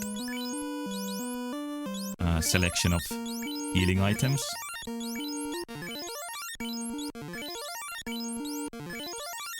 Get everybody up.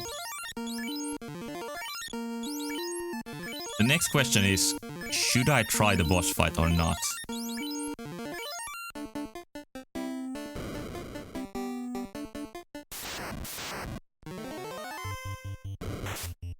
Monster strike first.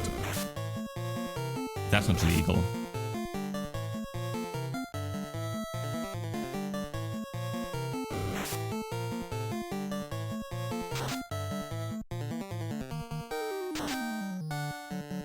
Oh shit, Zroker is down already.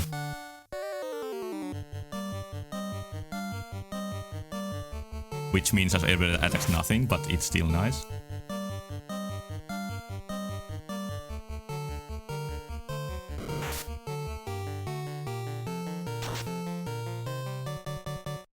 Couldn't quite kill it.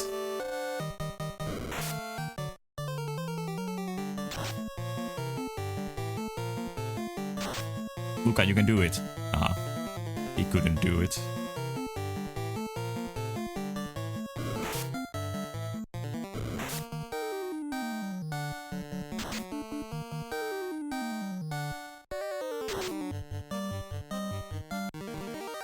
And that's a wrap.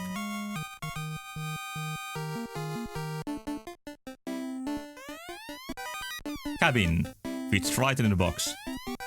Silver shield, I had that already. Okay, these wizard ogre battles seem to be force battles inside these treasure rooms. They happen so often.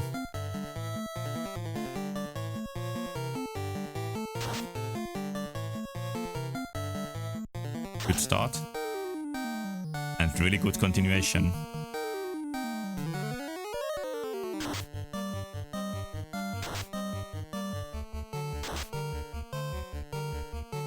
Not bad, not bad.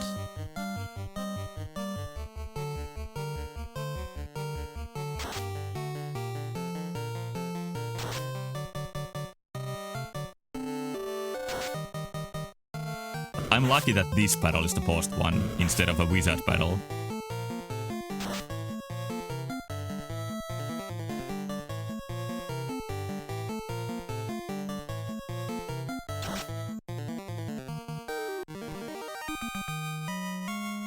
Yeah, I can definitely make it to the boss fight alive. At least most likely, I think it's a safer bet to say.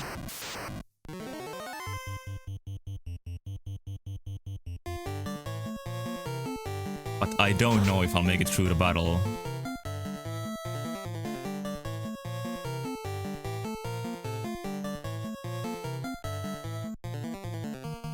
I would feel safe if I had more heal 2s. But because I don't, I think that's why I'm gonna leave the dungeon.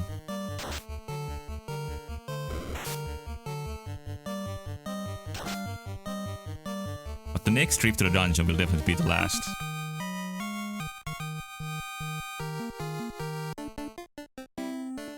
Go away, bat. Thank you. Let me check in the map if there's any treasure rooms in the next floor. There is one treasure room up, but I'm pretty sure that's a boss room.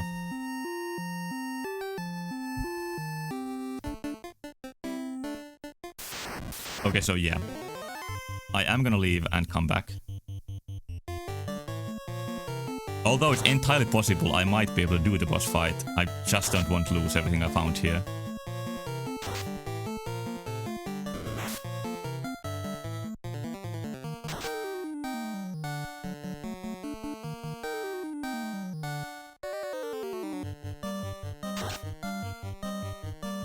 But I'm gonna do a quick save here.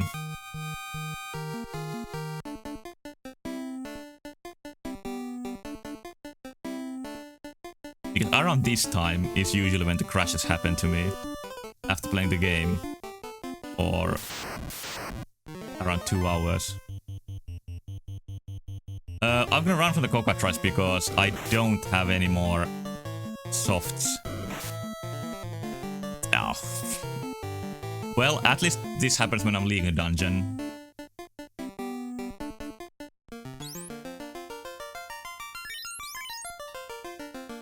And this reminds me that I should buy a few more softs before I attempt this again.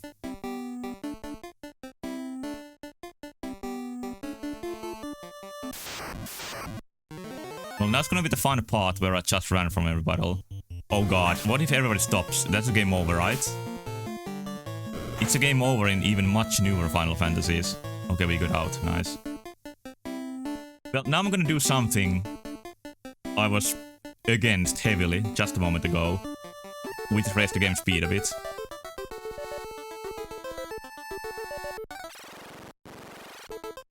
Because I've walked through the same corridors enough times now. And I'm just gonna run from everybody. Cheater! But it doesn't make me any stronger. It just makes less of my life being spent here.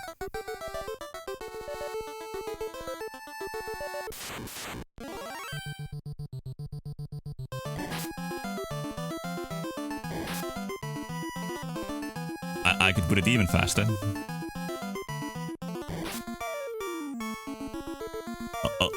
Oh, you don't seem to be able to run from the wizard battles. Let me put the speed down and actually focus here.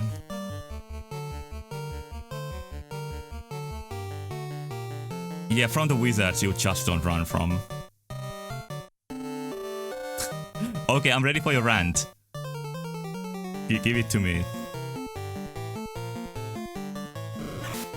Oh yeah, 4 times speed in 112 was fucking great, I agree. But there's a big difference that it doesn't speed up the music. And I think that's what makes it feel so much better.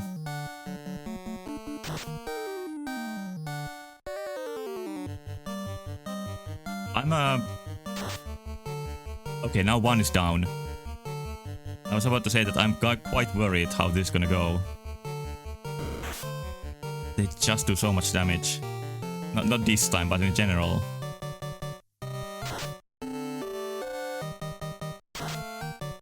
Some criticals would be nice right about now. Nice.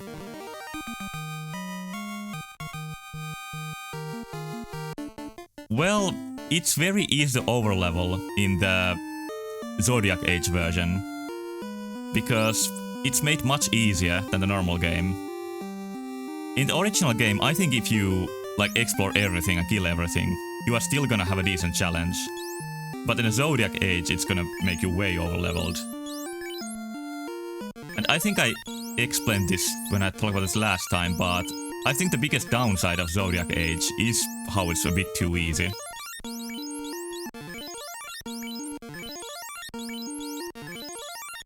It makes you able to rely on auto battle even more. This is some good gameplay that I'm doing right here.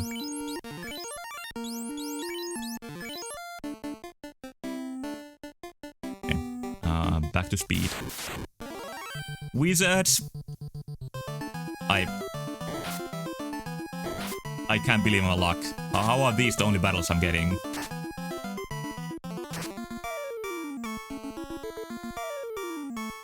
We need to go even faster.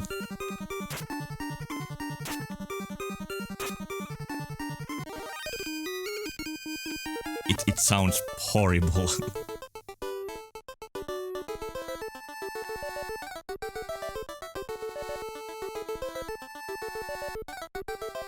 Okay, bats. Nice. No more wizards, please. Oh, this might not even be better at all. Okay, Dakgora's out. Fantastic. Suddenly it sounds like Undertale. Now that you mention it, there's a boss battle music in Undertale that sounds a lot like this track sped up.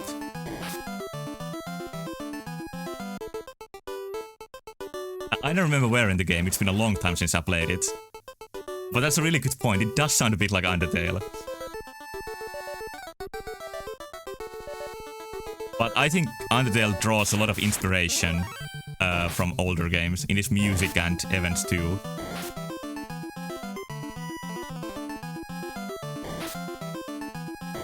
Like there's definitely some tracks that sound heavily Phoenix Wright inspired and Touhou inspired.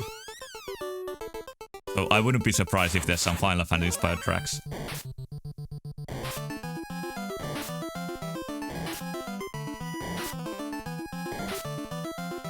This is just such a needless battle. And there doesn't need to be the chance to have 9 enemies in battle. Creator is a big weeb soy. That's kinda rude. but he's definitely a weeb at least. As we all are.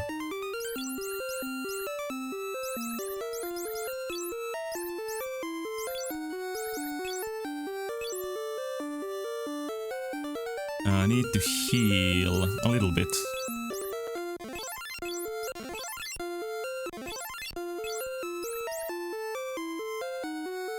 You were expelled for failing to get in a JP. Am I not part of the Weep community anymore? And I might still get in. Like, if there's room, I might get in. But then I'll reapply. No, I can't get in anymore. Shit.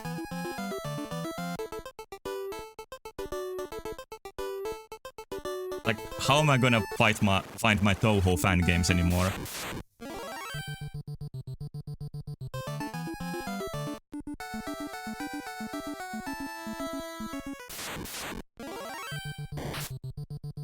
A girl at work studied informatics in Japan, which is a weird thing to do. What exactly is informatics? It's the same as information technology. Because that's how it's called in universities here. Okay, okay. But why is it a weird thing to do in Japan? Oh, it's computer science, okay.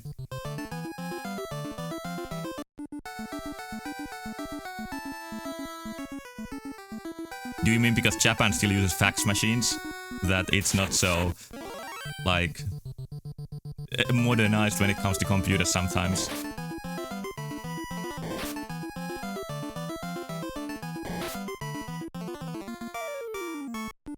Well, I think some Western companies also still use fax machines. And then I need to go over the water to resurrect Mund. Because there's no item shop on that town. So I can't buy anything that cures petrification.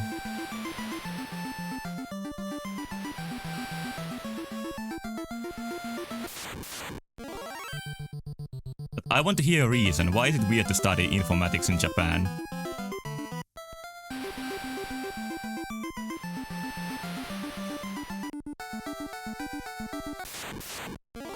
Because Japanese unis are a joke. Like, are all universities in Japan? Do they have like a sort of bad reputation or something? Because if I got into Japanese next year or year after that, I could go in an exchange program, and they demand really high scores from you if you want to get into that. Okay, so Japan universities don't have the best reputation, I see. But in Finland you are graded from 1 to 5 on every course, with 1 being the worst and 5 being the best. And if you want to go into exchange program in Tokyo University, you need to have the score of 4.5 in average, which is quite a lot. Unis the 4 years Japanese kids get to be kids. Yeah, I've heard there's a lot of freedom in Japanese universities, but that doesn't mean the education is bad. But I think you explained before how it isn't very demanding in many ways. It is bad. Okay, okay.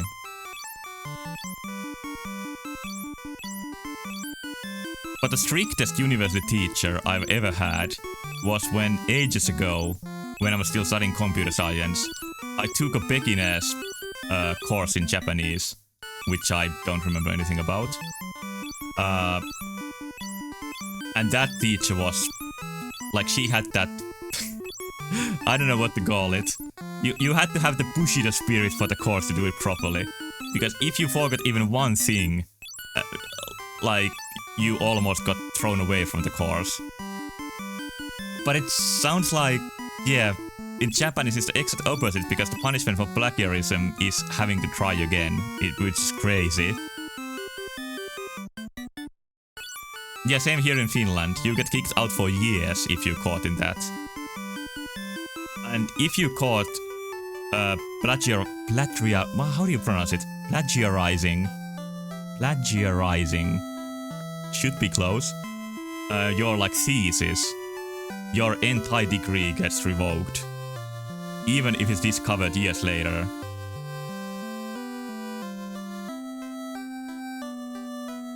But nowadays you have to submit all your papers to an AI that checks if there's any signs of plagiarization.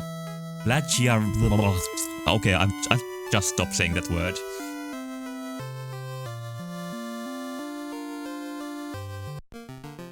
Okay. Oh, and still haven't softified Mund. There we go. Okay. I'm gonna do one more trip in the dungeon, and then I think I'm gonna stop for tonight. But hopefully I'll even beat Lich this run.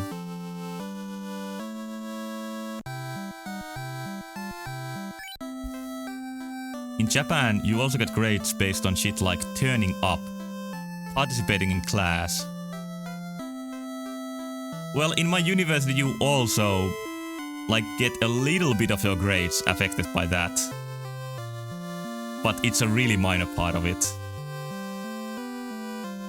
Or you get grades for delivering your not necessarily correct homework, like just for delivering it. And pop quiz, and that is most of a grade. Yeah, okay, that does sound pretty easy to me. I've been in 2 universities in Finland. Turku University, and now I'm in Helsinki University. And most of the courses on both are graded for like several works for that course. And then at least 50% of the grade is from the exam. At least 50%. In some courses it's almost 100%. But here you are saying that in Japan it can be 5% of your grade. It's... How did it end up like that? Why are the universities that lenient? Because what that like leads to is just the degrees being less valued if they are so easy to get. So it doesn't make much sense to me.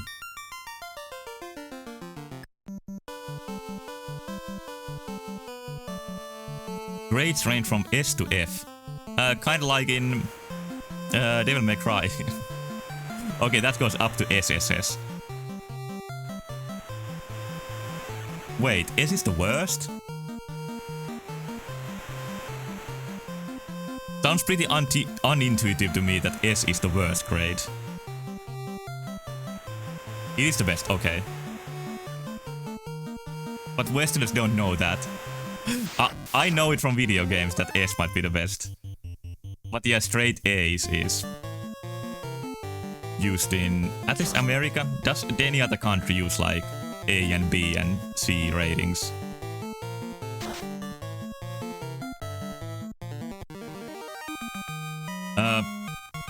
In elementary school and middle school and high school in Finland, you are graded from 4 to 10, where 4 is the worst and 10 is the best. And then when you get into university, it's like I explained that 5 is the best and 1 is the worst. So there's a lot of systems like on top of each other in Finland. And I think in some of like the technical schools, engineering schools, you are rated from 1 to 3, where 1 is the best. I'm not exactly sure.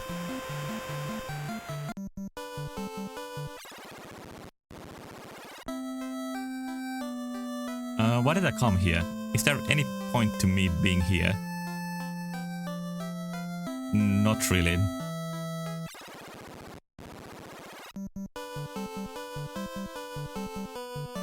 Okay, the journey to beat Lich starts for real now.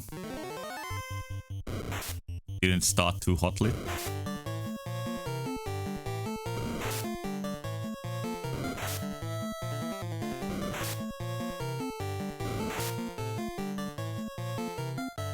What I need here...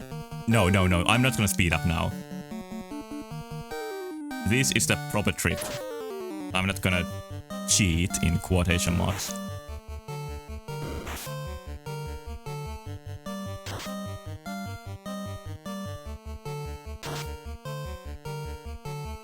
I should have used harm 1 on these enemies. They are just pitiful.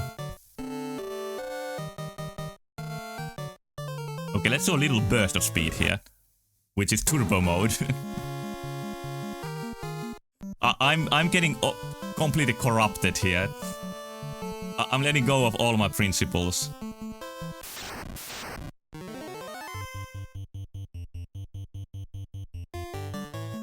I think I still need 3 people attacking with a Great Ogre to kill it for sure.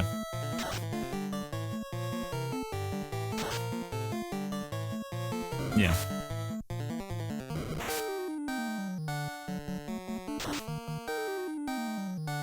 Okay, there we go.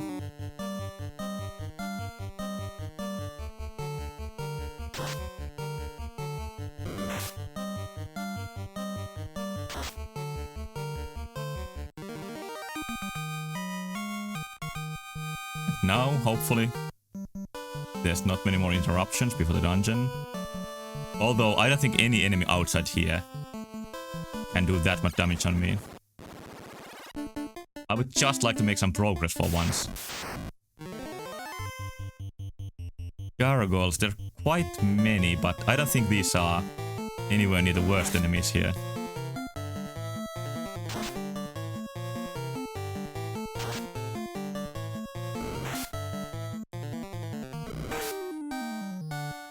And they are attacking Mund mostly. Oh, even on Hate, they do 1 damage. So yeah, they're not bad. I think they appear for the first time in the second dungeon. So they are actually pretty outdated enemies.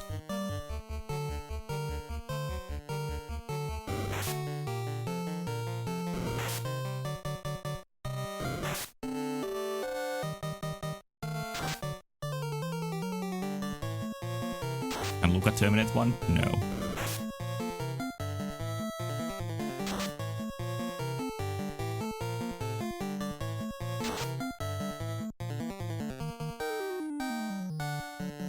Any opinion? Should I speed up? Because I'm getting a bit impatient with being stuck here for so long. I think I entered this dungeon like 2 streams ago and I'm still going through the same corridors.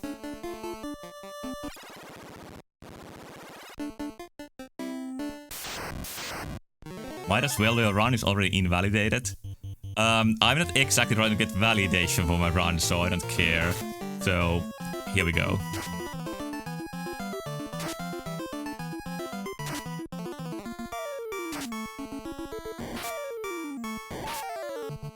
So, right now my plan is not to do this all the time. But when I spend enough time in one place, I think this is just gonna be a better entertainment content in general, if I just speed up a bit.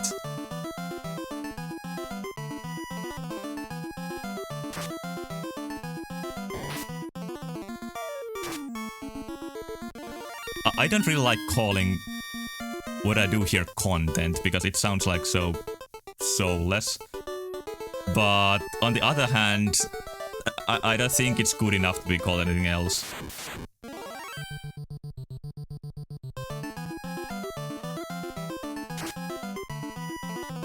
Yeah, critical.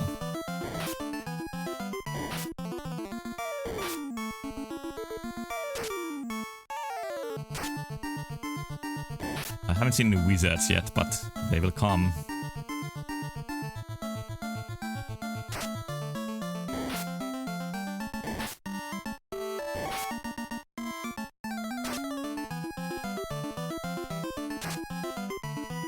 Oh, now the criticals are flowing in.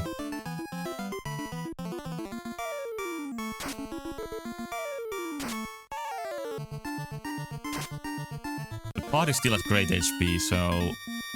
Well, let me check Duck's health. He might need a little bit of healing. Yeah. I'll do just a bit of healing just in case.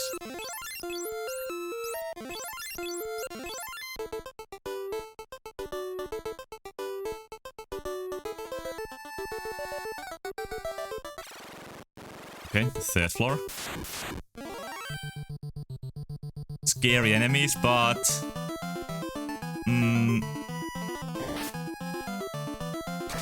maybe if I kill them fast, they're not gonna do anything nasty. They don't have a lot of HP, but yeah, they have the worst status effect I have seen so far. Probably in the whole game. Unless there's some level down causing enemies.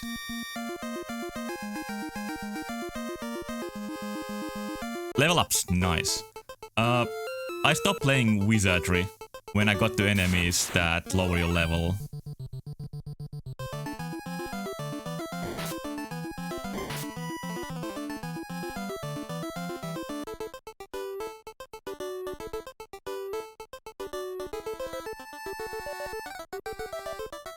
Okay, let me through. Running here. Alright, nice and scary battle. I love it.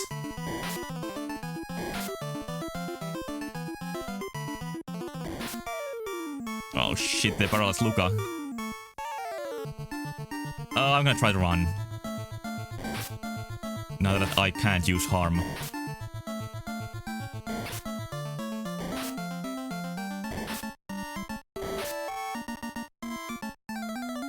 And we got out. Nice.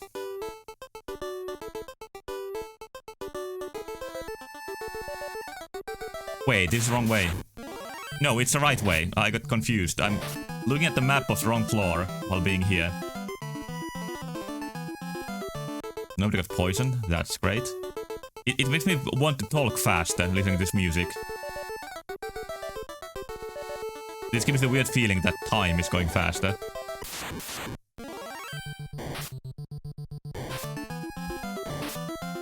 Now somebody's getting poisoned for sure.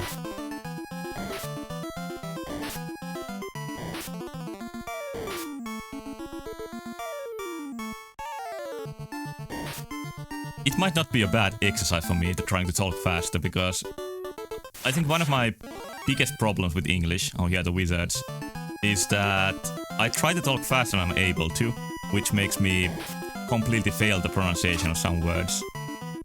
And then there's of course the words that I just don't really know how to pronounce. Like what was it earlier? That I tried really hard. Plagiarization was the one.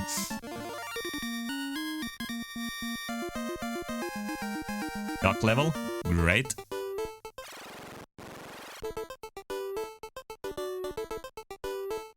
Well, these level ups do give me a lot of hope for our success. Nailed it, nice.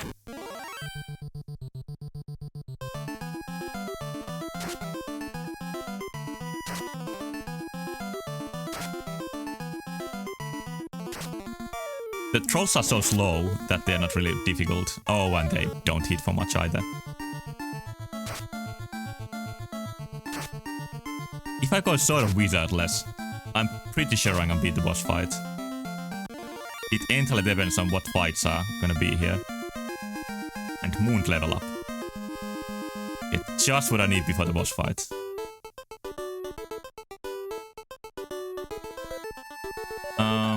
I'm sort of lost my position on the map. You have followed 60 cranes now. Oh, so you got your paper and have made a lot of progress. What do they look like? Are they, like, professional already?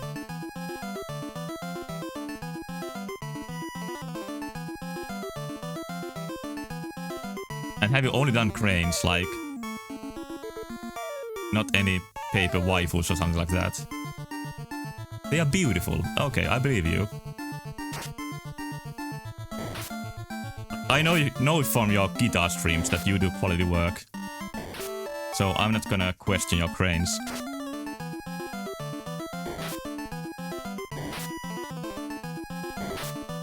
But what exactly is different with origami paper? Is it thinner or is there some really specific qualities to it?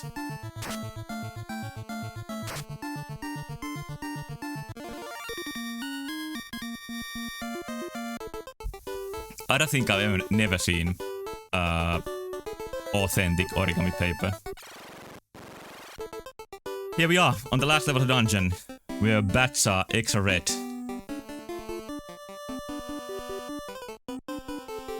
And I can switch the map to this.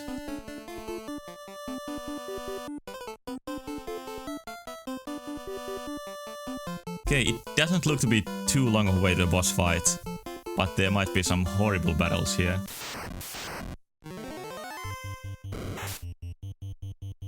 These are not horrible enemies, they're actually really weak enemies.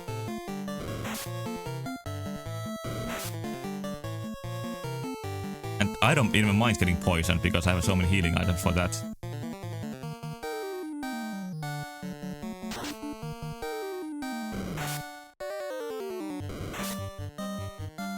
Oh, you sent me a picture. Let me see.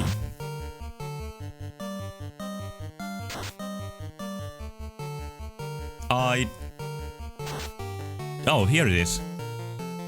Oh shit, they do look beautiful. Oh, and the paper is like... it has some decorations to it, like patterns. Do you mind if I show this on stream? I don't think there's too many people watching. How do you download a picture from Discord? Oh, that's how you do it. You do mind. You'd love if I show this, right? Is that what you mean?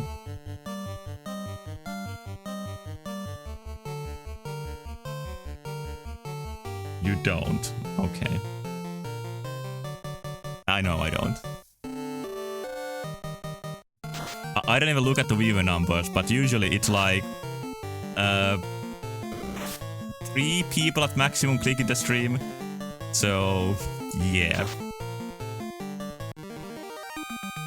Did you download before I deleted it?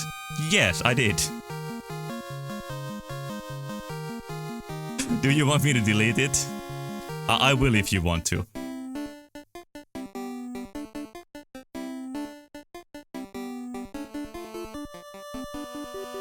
Like, I wouldn't be a good friend of Snapchat. I would just take a screenshot of everything. You don't care, okay.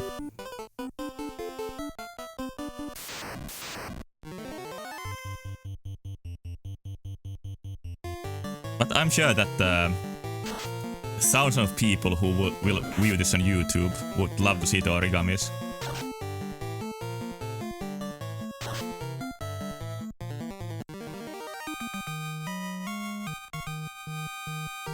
Like seriously, I think every one of my Final Fantasy streams on YouTube has at least 1 view. So for some unknown reason, somebody has clicked on those. Oh shit. You get 1,000 views on YouTube? No. I think my most viewed video has like 300 views, maybe. I haven't checked in a while.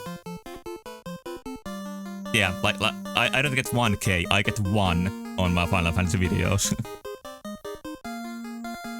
Because I'm definitely not doing something here that's in demand. There's probably thousands of Final Fantasy playthroughs on YouTube, so it makes sense. Oh shit, I wasn't meaning to get in a battle here.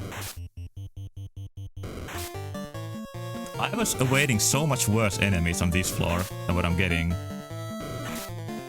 Let's speed up a bit. I wanna see the boss fight already.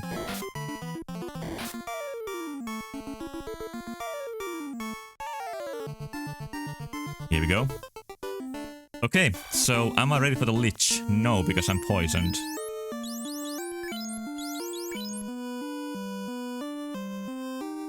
You want a guitar? I understand.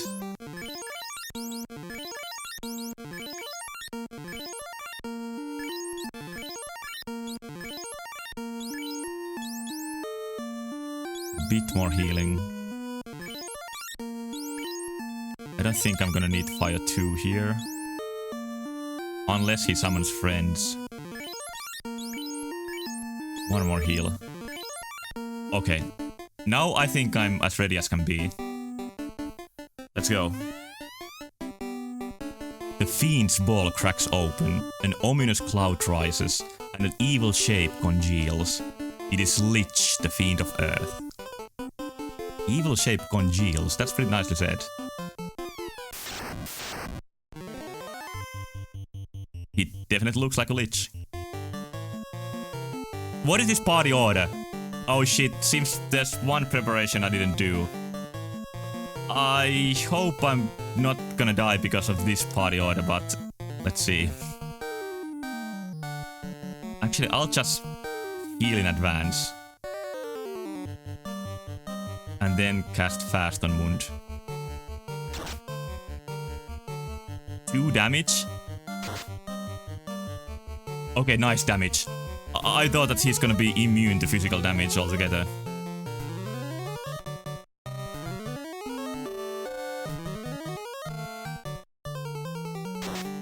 Ice 2. Okay. That's quite a lot. 2 of those and some of my party members are dead.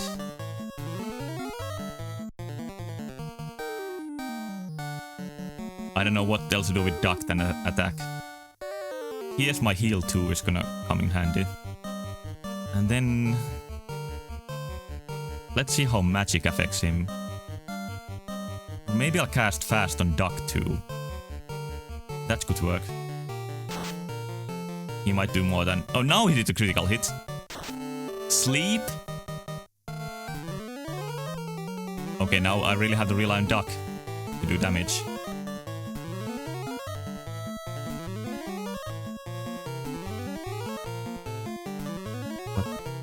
I'm gonna survive another of his spells now, which is good. And Mund woke up.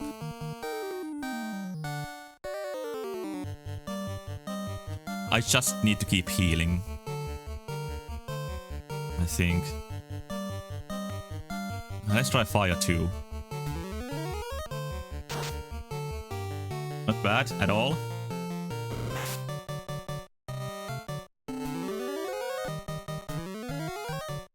Okay, he doesn't cast those spells every turn. Like, I was fearing that he's gonna almost kill my party every time he gets a turn, but no, it's not that bad. 6 hits terminated. Nice, like, fast on Mund is just amazing.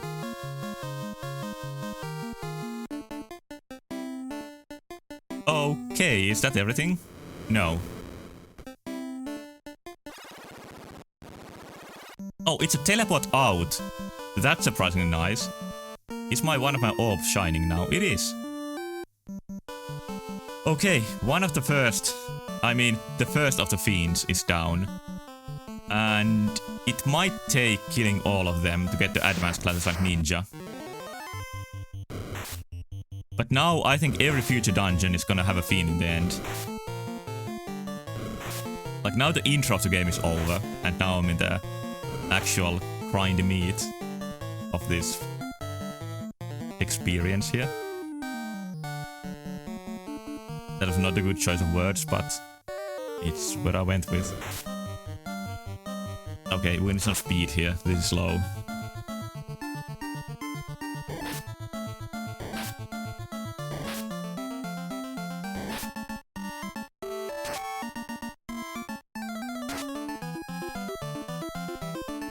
I don't actually know why I'm even fighting, because they don't give me very much.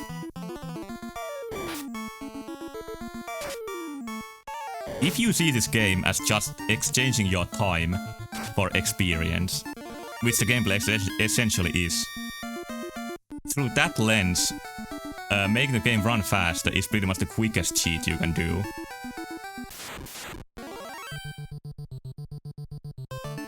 But I'm not gonna look at the game so cynically. I see this as an exploration around this fantastic world.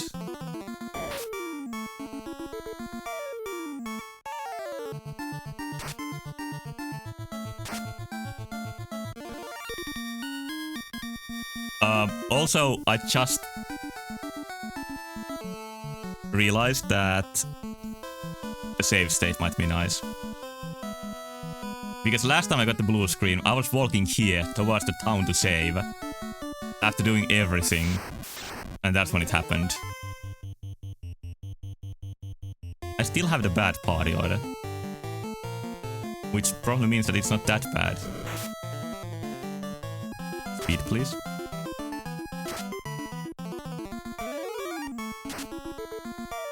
Oh, nice damage.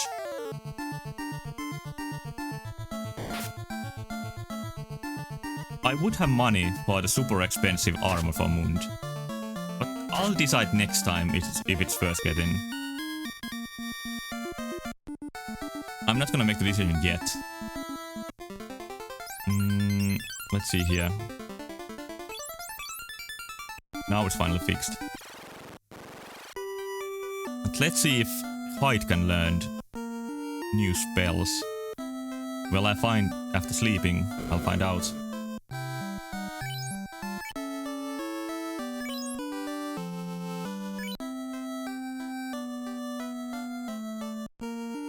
Oh, he still can't cast level 5 spells. Or will he ever learn? Maybe red mages don't learn above level 4. Hopefully they go a bit higher than that. But yeah, I'll decide if I get the 45,000 costing armor here next time. For now, I'm gonna stop here. It was nice to get back to the game after a pretty long break. I pray for no blue screens in the future. Oh, you leveled up your crane folding. So you grinded for crane experience while I was grinding here. Nice.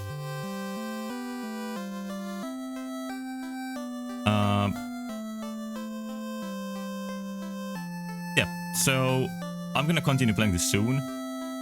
I don't know how many streams it's gonna take until I finish the game, but I think I'll get the orbs pretty much one after another.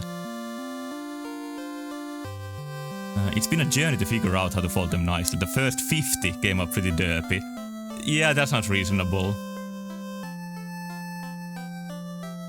I've heard that if you really want to learn how to cook sushi rice perfectly, you need to practice it for like 10 years or something. So 50 cranes doesn't even sound like that insurmountable amount of work.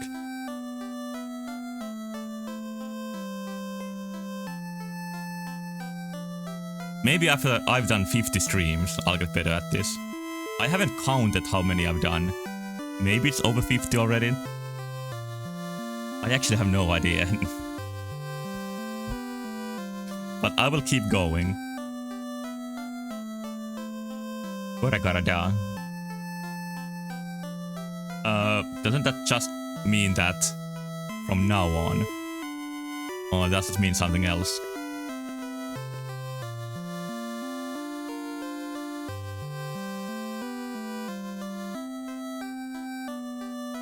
Yeah, I'll just make... Oh, hello, Next 10. I'm just about to stop, I'm sorry to say. I was just, like, stumbling through my finishing speech here. But I beat one of the, like, the first major boss in the game. And got one of my orbs glowing. So, there was some progress to be seen here. Yeah, Lich. I beat Lich. And next, all of these guys are in Final Fantasy IX too, so I should know who they are. I don't remember who the next one is. But we'll see, maybe next stream.